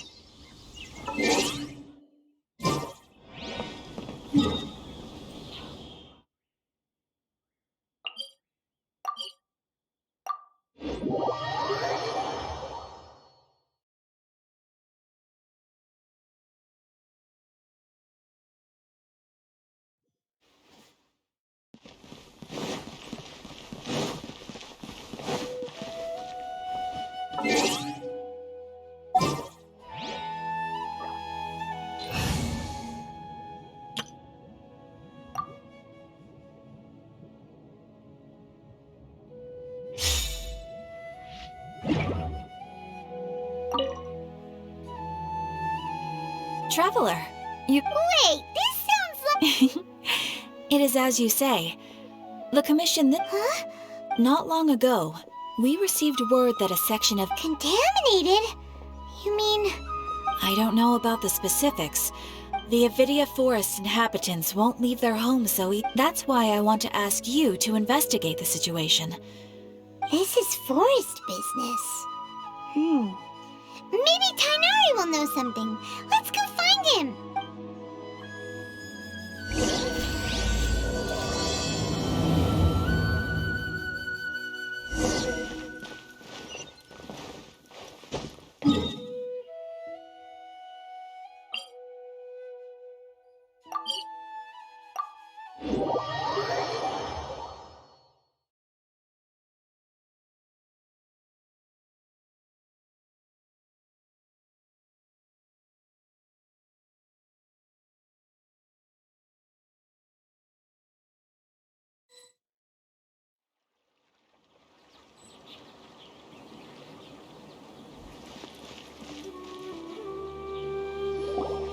Wait! Look who it is!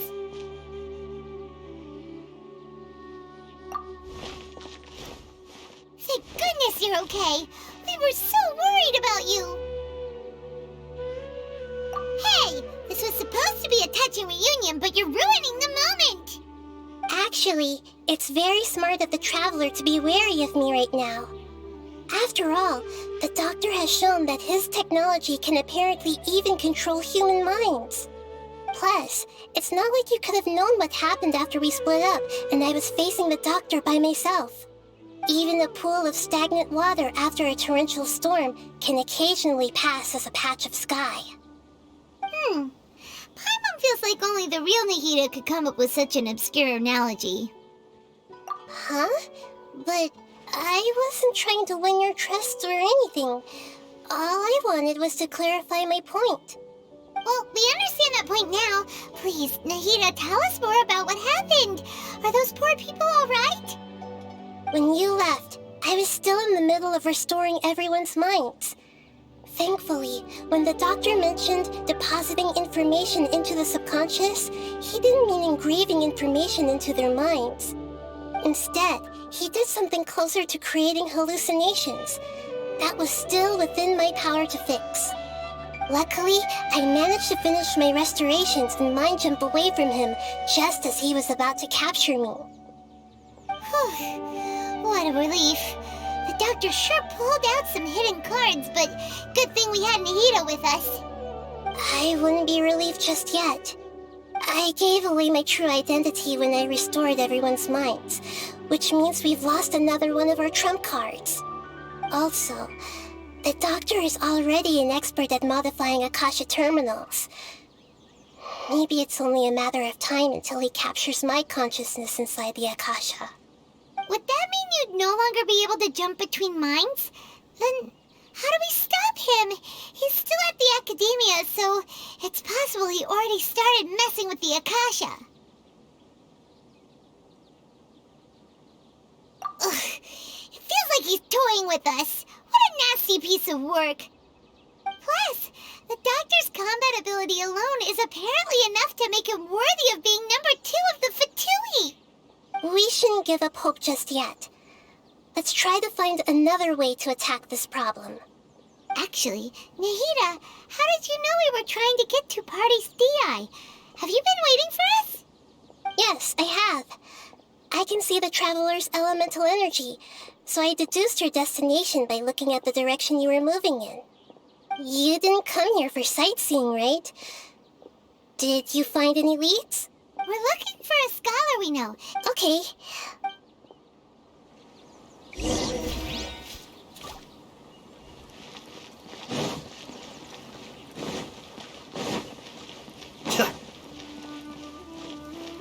Should recommend some people.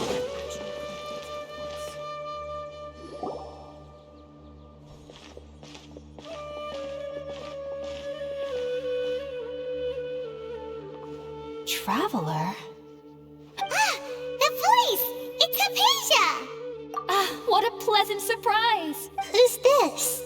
She's a scholar we met in the Avidia Forest. When we last saw each other, she was still training in the... what's it called? Satyavada life? Oh, I see. That's right, we're old friends. You've come at just the right time.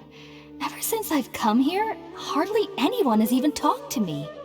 Hypatia, you're way too excited about this. Actually, for you to leave the Avidia Forest means...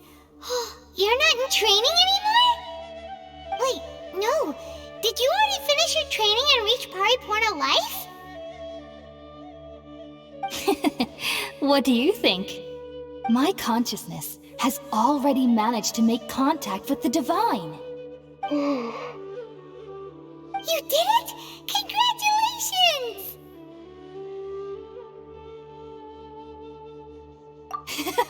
It's so exhilarating to share this sublime joy with others at long last! When my consciousness made contact with the gods. Ah, what a supreme and unparalleled experience that was! That sounds incredible!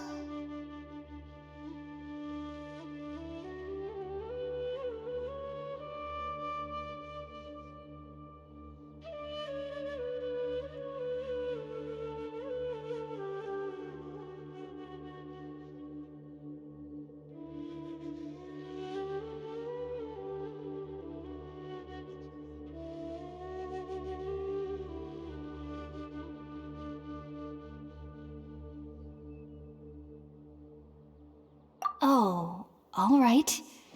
Actually, please wait. I haven't forgotten my promise to you. Remember?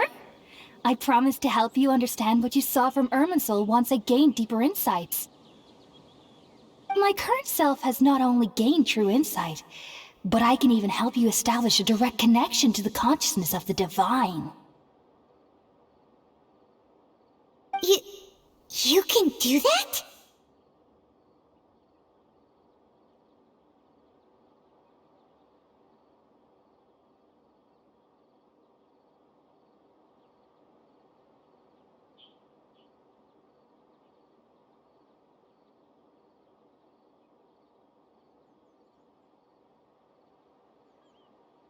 I've never... Hold on. I brought some spirit borneal with me. This is still a crucial part of the ceremony. We're using that incense again? All right now. Hold my hand. I'll help you establish a pathway to connect your consciousness. Okay. Ready?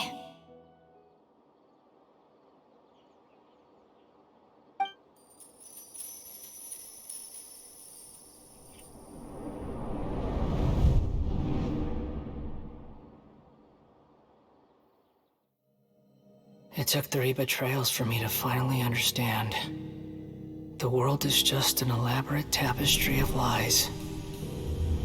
My fury will never be quelled. The first to betray me was a god. My creator. My mother. Valuing strength above all, she saw no worth in me and I was discarded. The second was a human. My family. My friend. Consumed by fear, he saw me as an abomination. The third was one exactly like me. A hope for the future. A fledgling barely out of the nest. Powerless before his mortality, he broke his promise to me. Humans, they can't be trusted. And the gods fill me with pure loathing. So I said good riddance. I denounced the world and laugh in its face. My chest will never again be defiled by worldly filth. I will scrub away every last trace of human emotion. Then it will be empty, a blank slate, and ready to receive a supreme gnosis, brimming with pure divinity.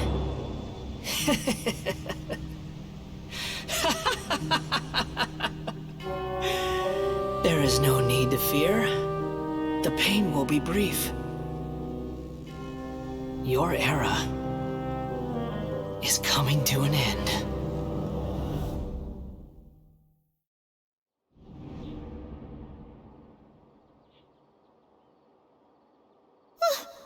What was that?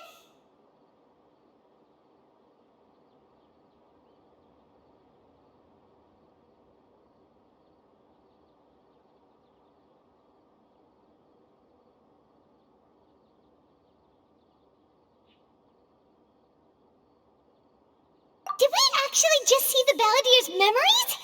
Everything matches what we know about him. But how is he connected to the divine consciousness that Hypatia was talking about? You saw it, right? You felt it, right? Such a majestic god! Such a noble will! Such sublime emotion! Alas, shame. If only that which beats within my chest wasn't a filthy mortal heart. Oh, great and merciful God, please grant me forgiveness and salvation. Do you understand now? I'm afraid this is no periporno life, but rather... Ah! You! Why are you so mean to me? Why is everyone hiding from me? I found divine wisdom. Shouldn't I receive praise and honor? Haven't I uncovered that light in the darkness? Hypatia? That's how I always thought Wait, have I already lost my mind?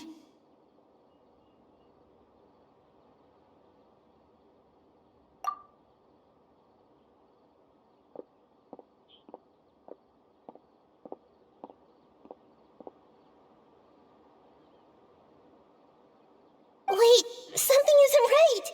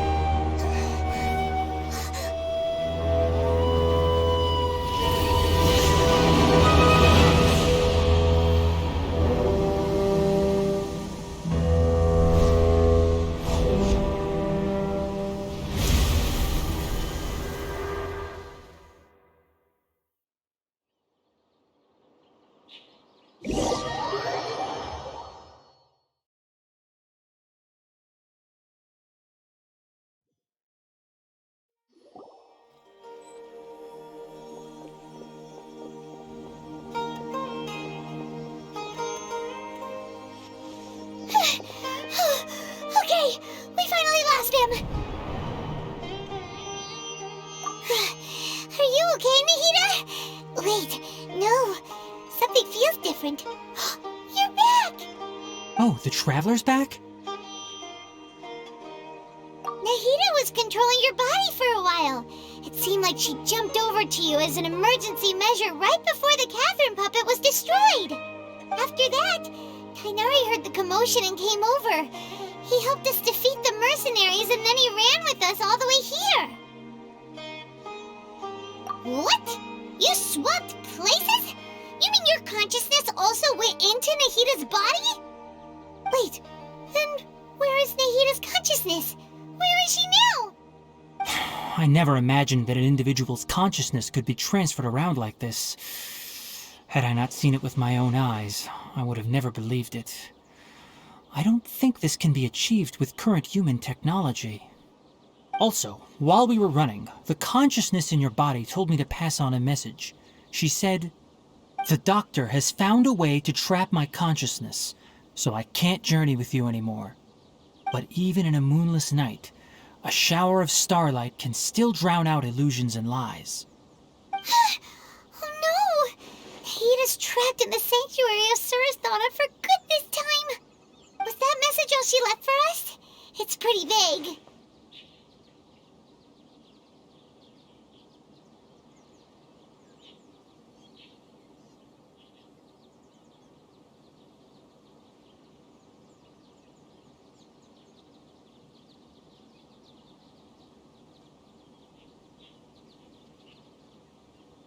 Oh, that makes sense. Since the doctor captured her, she won't be able to say anything without him knowing.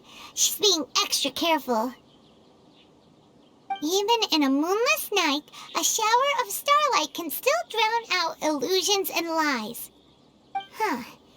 Paimon knows the moon illusions and lies are from the alchemical divination at the Sub-Zero's festival.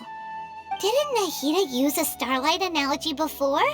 It had something to do with Sataria. Oh, that makes a lot of sense. Huh. Do you think Nahida was telling us to go find help in the desert? But she isn't with us anymore. Think we'll be okay? Paimon, you said Sanctuary of Surasthana. Does this mean that this Nahida you're talking about, the consciousness who was occupying the Traveler's body, is the Dendro Archon? Your guess is correct, but the situation's a bit complicated, so it's really hard for us to explain right now. That's all right. A scholar's curiosity doesn't need to be appeased right away. As for the complicated nature of the situation, safe to say I have witnessed that for myself. I've spent some time with you, and it looks like the Dendro Archon's also on your side, so I trust you. Thank you, Tainari. Oh, actually, we came here to ask you a question. What do you know about the project that the sages have been working on? Ah, that. While I was indeed invited to join that project, the sages were always secretive about its scope and goals, so I eventually declined. All I know is that that project has something to do with the restoration of Irminsul. Huh? Did you see something when you were in Nahida's body? What? Do you have any evidence?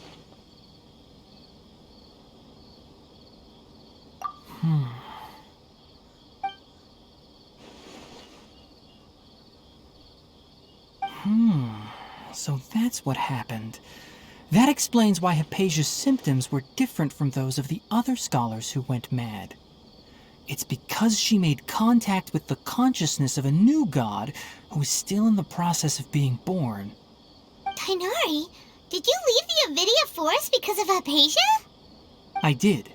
I noticed Hypatia's mental anomalies, but since her symptoms were rather atypical, I secretly took her to Pardis Dii and began searching for a way to return her to her normal self. If I didn't take action, Hypatia would have already been taken by the Matra to the desert, doomed to a life of exile at Aru village. Now that you mention it, I knew the Academia has never thought particularly highly of Lesser Lord Kusanali, but I still didn't expect them to do something as arrogant as creating a new god. Looks like I made the right decision by not accepting their invitation. The Doctor and the Balladeer. We have 2 Fatui Harbingers in Sumeru. Sounds like we're in for a bad time. From your description, I don't think they've completed their project. There may still be room for us to intervene. But then, what is the connection between creating a new god and restoring Irminsul? Yeah, it feels like we're still nowhere close to figuring out the Sage's goals. Right, we've pretty much gone over everything we need to know, so we should head out. How about you, Tighnari? What are you going to do? I'll stay here for now. I still want to try a few more things to help Hypatia. If you're planning to go into the desert, start by heading for Caravan Rabat. That'll be your fastest route. Come find me here if there's anything else I can do to help. May the spirit of wisdom go with you. Thanks, Tighnari. Hopefully Hypatia will feel better soon. We're off then.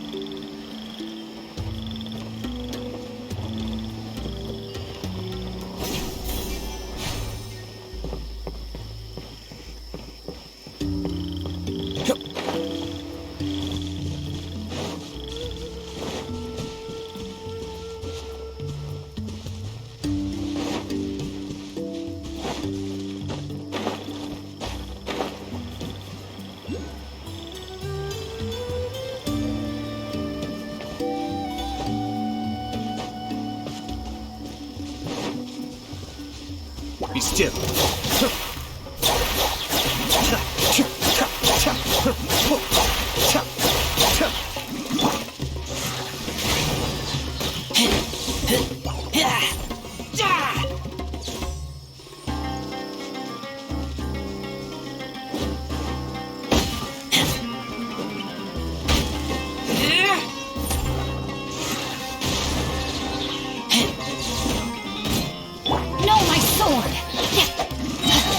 Outlines your fate.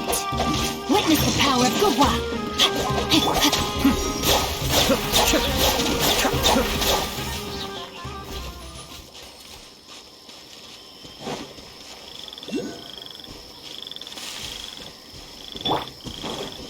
Teamwork is dreamwork!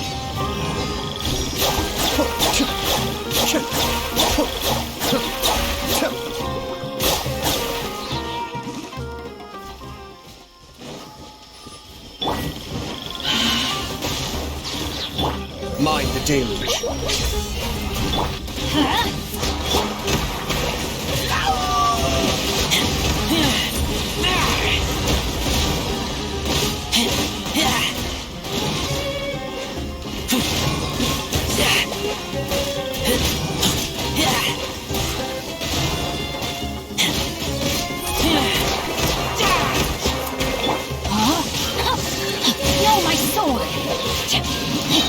me weave you a verse.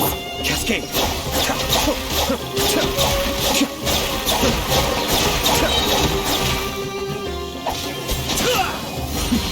The depth beckons!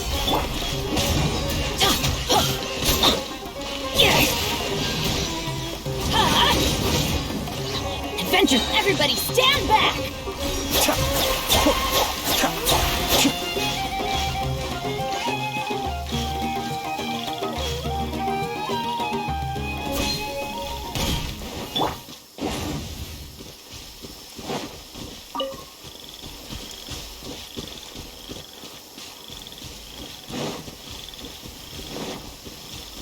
Off we go!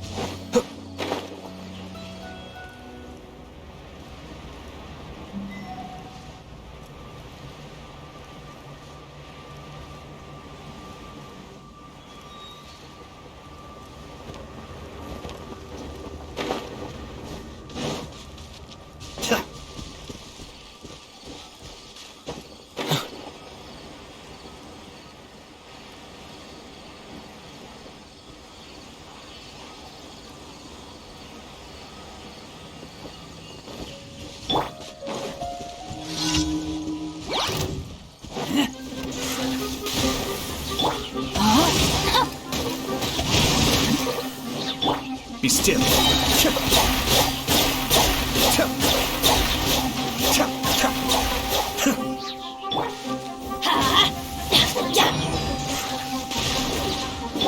Mind the deluge. Ring cutter. Let's light it up. Teamwork is dreamwork.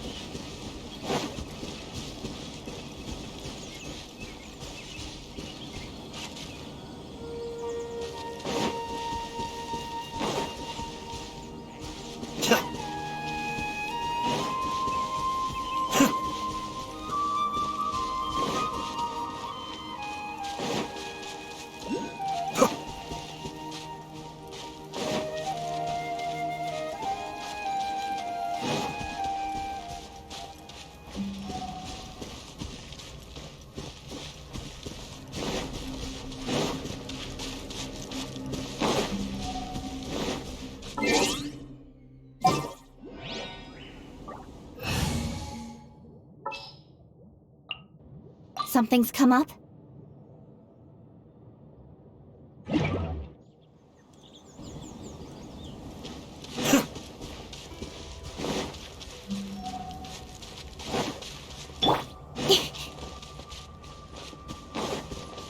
Speed of light.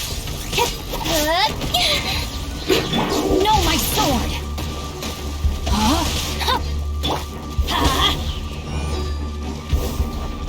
Cut to the chase. Don't blink. Cascade.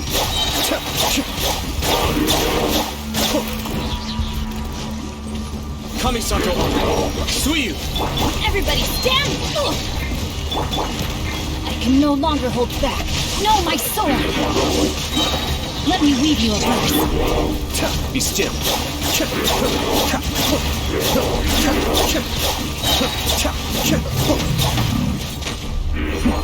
The death's back. Nowhere to hide. Incoming. I'm going in.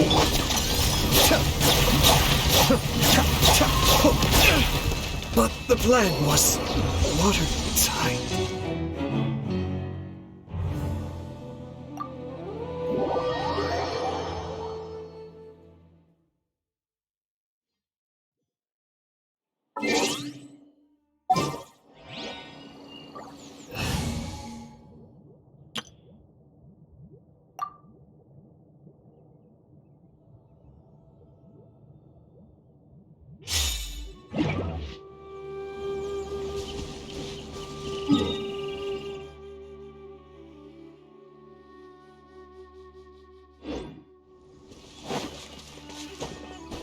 Yeah, I could get used to this.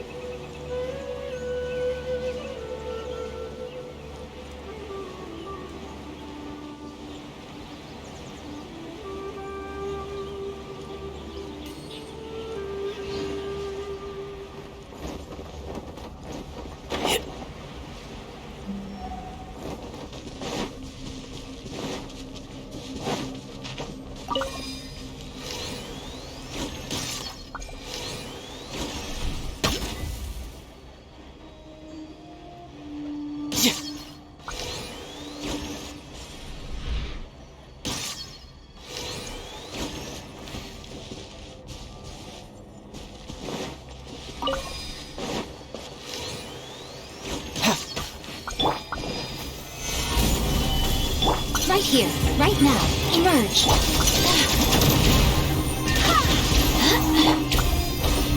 You can run, but you can't hide. This is order. Solidify! Right now, right here.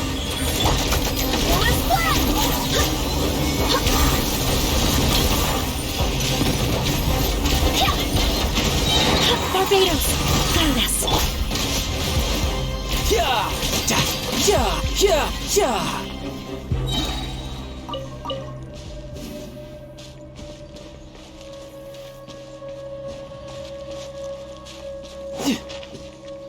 No time to lose.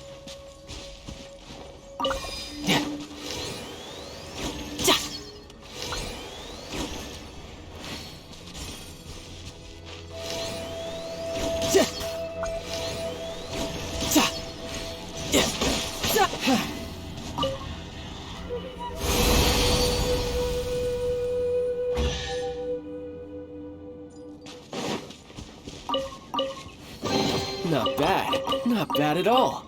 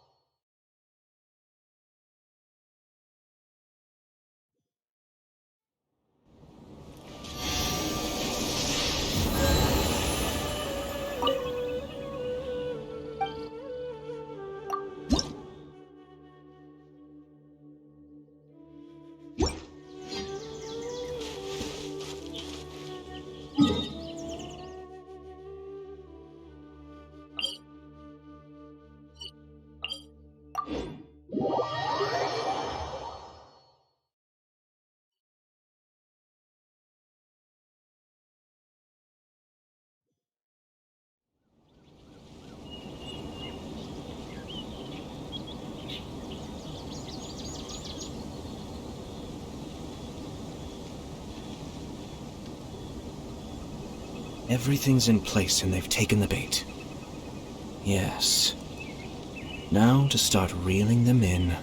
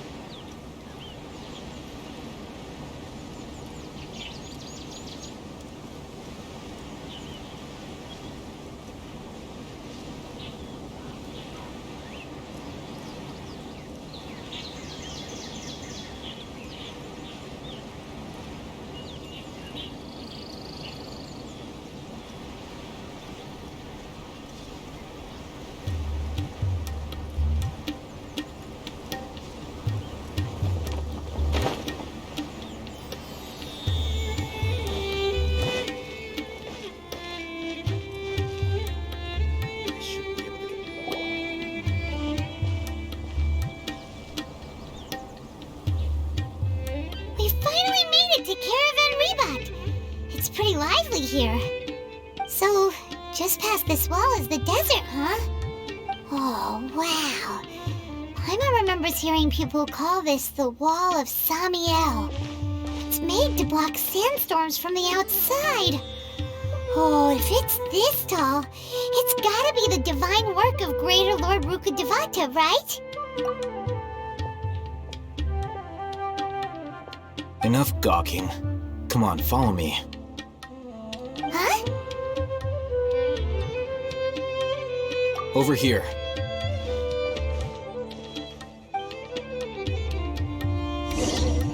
Oh, Haven went that way! Let's hurry up and follow him. Wonder what he's up to.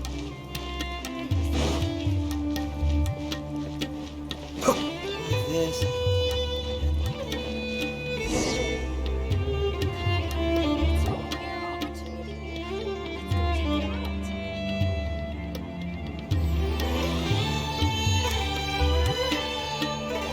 What the? Where did he go? How did we lose them? They were just here a second ago. More Aramite mercenaries? Who are they working for this time? Anyway, Traveler, it seems like we were being followed again. You were too careless. You should have noticed those hopeless amateurs trailing you a long time ago.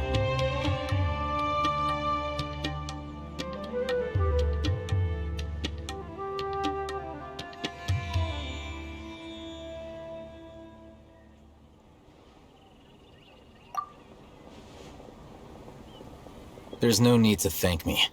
I've never cared to keep track of personal favors. All I did was correct a mistake I happened to come across. It's a habit I developed at the Academia. You really gave Paimon a scare, Alhaitham. We never thought we'd run into you here. Last time we met at Port Ormos, didn't you say you were going back to the Academia? Wait, don't tell Paimon that you're here to take us back on their orders. Oh, so you've already landed yourselves on the Academia's hit list. I can't say that I didn't expect it. However, had I wished to turn you over to the Academia, don't you think you'd already be the Eremites' honored guests by now? Oh, right. You do have a point.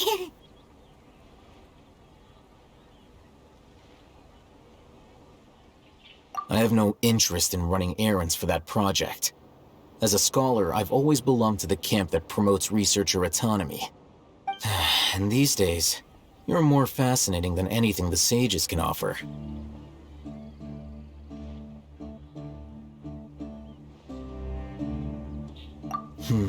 Not quite. To tell you the truth, I'm still investigating the Divine Knowledge Capsule. Unfortunately, I've run into some difficulties. Everyone says the capsule originated in the desert and was eventually moved to Port Ormos. If I am to get to the bottom of this, I must understand how the capsule first came to be. Which brings me back to you, and why you're so interesting. The leader of Ain al-Ahmar used the Divine Knowledge Capsule right in front of you, and upon seeing him, your expression became perplexed, and you were lost in thought for quite some time. To have that kind of reaction, I think you must have realized something. Are you interested at all in sharing what you've been hiding from me?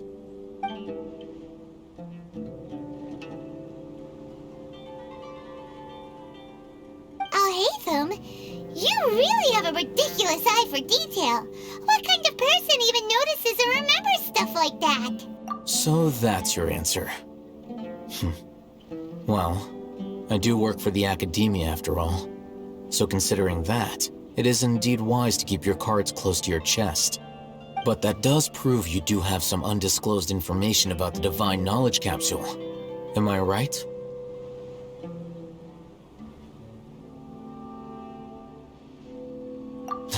No matter.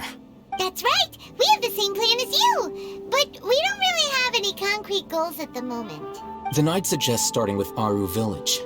It's the largest settlement in the desert, so it'll probably have more resources and intel than anywhere else. Well, would you like to head there together? It's always better to travel with someone you know. Let's go!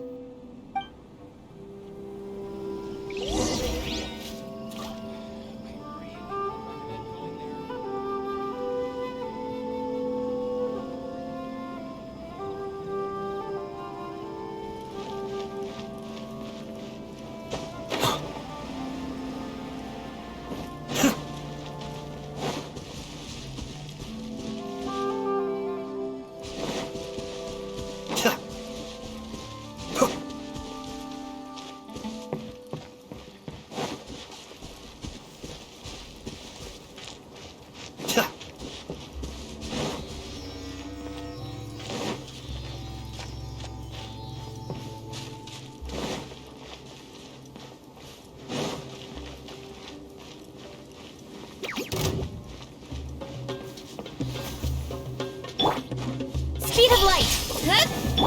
Rain outlines your fate.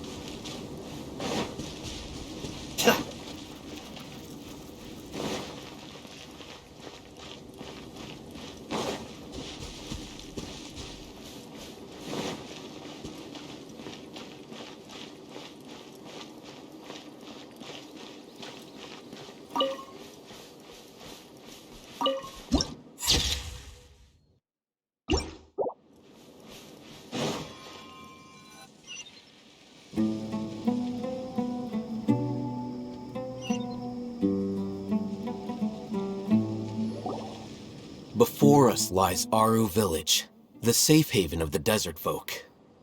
Whoa, this landscape is really something.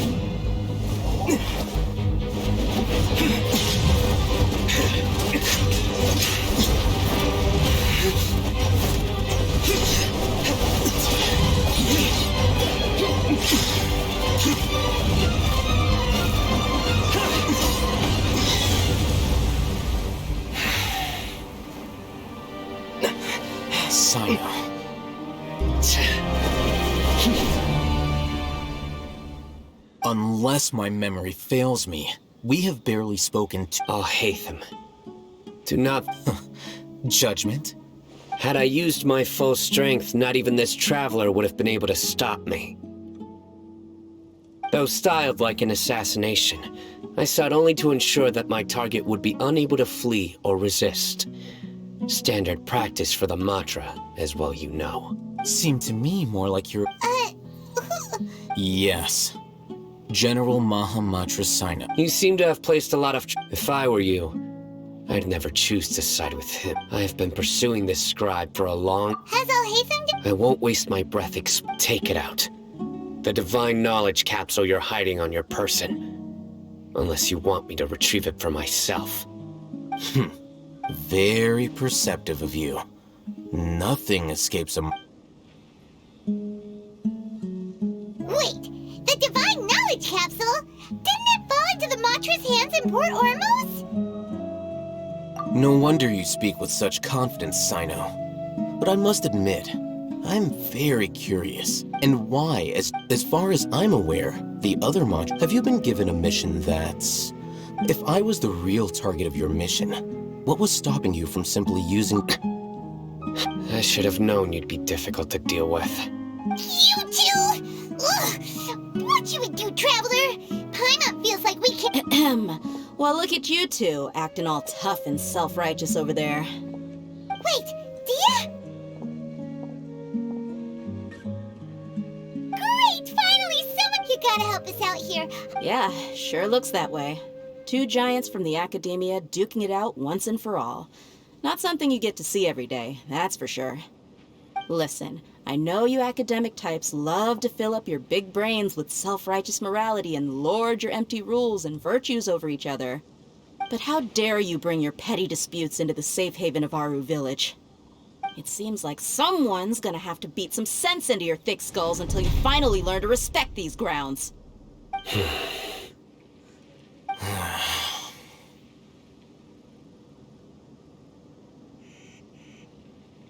Hey, Whoa, what's going on? The wind's so strong. Is this a sandstorm? Paimon's gonna get blown away. Another sandstorm? What's up with these recently? Hey! All of you, over here, quickly! We have to take cover! Someone's it? That sounded like Candace. Come on, you two. Jeez, are all of you academia folks such hard work? Move it! All right.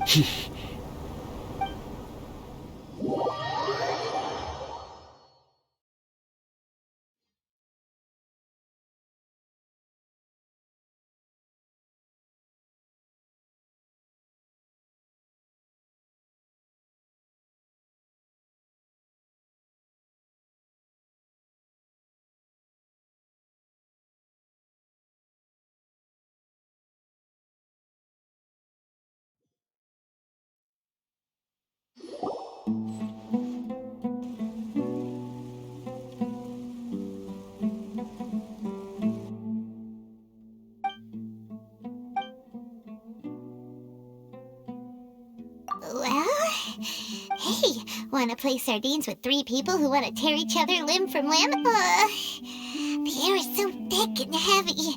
Paimon can hardly keep floating any— My sincere apologies, everyone. This is the home of our village chief. I will have to ask you to make do with this small room until the sandstorm dies down. Please, let me introduce myself. I am Candace, protector of Aru Village. Nice to meet you, Candace. The name's Paimon. Thank you so much for helping us. Wow, she's so gentle and caring, like a nice older sister. Unlike those guys over there. All right, now that we're all better acquainted, we should return to the topic at hand. As a guardian charged with the responsibility to protect my fellow villagers from harm, I was observing your conflict from afar, even before the sandstorm started. And now that you have set foot within our village itself, it is all the more my responsibility to make absolutely sure that you pose no threat whatsoever to us. So please, have an honest and sincere conversation with one another, and put your hostile feelings to rest. If anyone dares to start anything again while they are under this roof, I will not hesitate to send them out for some quality time with the creatures of the sandstorm. Oh, on second thought, Paimon may have misjudged Candace's character. And that goes for you too, Miss Dia.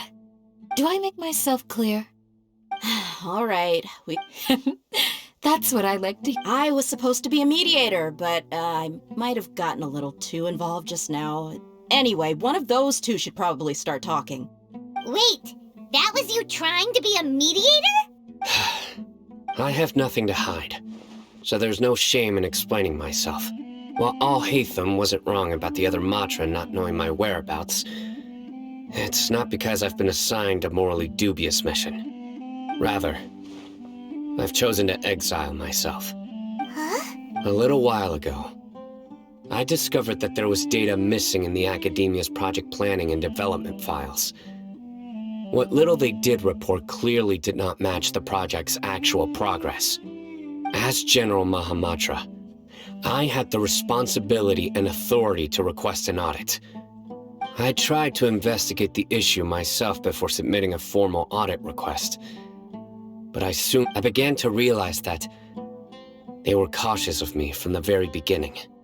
Unsurprisingly, the Grand Sage rejected my audit request as soon as the submission reached his desk. He even said to me, "The power of the General Mahamatra is granted by the sages. You have no right to judge us." So they really are up to no good. I realized then that to the Grand Sage, the Matra are nothing more than tools for the sages, to us the vows that we took, the principles that we strive to uphold. They are meaningless to the academia of today. I believed it would be wise to flee the academia before the sages had a chance to take action against me. This way, they can no longer see nor predict my actions. I will never give up on this investigation. There's no need for someone else to give me power or authority. Once I find the truth, I will administer judgment by my own name. Sino seems to have the same goal as us. We're all investigating the sages. Plus, now that he's no longer the General Mahamatra, he somehow feels a lot less scary. Well, Sino, if that's your story, then why did you see Al-Haytham as a target? When I was investigating the matter in the academia, I overheard a conversation between Alhaitham and a sage. The sages asked you to investigate a blonde-haired traveler. Do you dispute this, Alhaitham? Like many parts of the project, this assignment was undocumented. Now throw in your suspicious behavior with the Divine Knowledge Capsule, and I think we deserve an explanation. Yes. I was indeed tasked with investigating the Traveler. After all, the promised reward was so great that hardly any scholar could have refused. The sage told me, once you've completed this assignment, I can give you a glimpse of divine knowledge. A most enticing offer. Unfortunately, those academics don't know me at all. Their words contained one key piece of information, namely that divine knowledge indeed exists. That gave me all I needed to know. From my perspective, the sages are far from trustworthy. Think about it. Isn't it a little strange they're so willing to share divine knowledge with anyone? So, had I been less guarded, I probably would have ended up like that Ain al-Ahmar mercenary. You mean that the sages originally planned to dispose of you, using one of those capsules that drive people insane? I'd already given up on the assignment by then. I only told the academia, so it came as quite a surprise when Criminals do love to talk about coincidences. Even though I ran into the Traveler by chance, I had no intention of providing. You were the ones who decided to follow me and strike up a conversation after I left that tavern. That's true. I'm willing to apologize. I took the Divine Knowledge Capsule behind your back because I judged its existence to be You should be well aware, Scribe Alhaitham. Answer me this. Have I not made myself... Fine. As you wish. Good. I'm glad. And now you, Dia. I believe it's your turn. Oh, sorry. Whatever the boys were talking about must... My situation is pretty straightforward. My employer, Dunyarzad, I had nothing going on, so I decided to return to our village, but then I saw these two random guys in the... Is that all? Well... That's more like it. I missed you all... Whoa! What was that sound? No need to worry. Now that you're no longer at each other's throats, please make your... Creatures? Fighting in a sandstorm is not for the faint-hearted. Anyone without... Yeah, just leave him to Candace. Don't worry, she's as tough...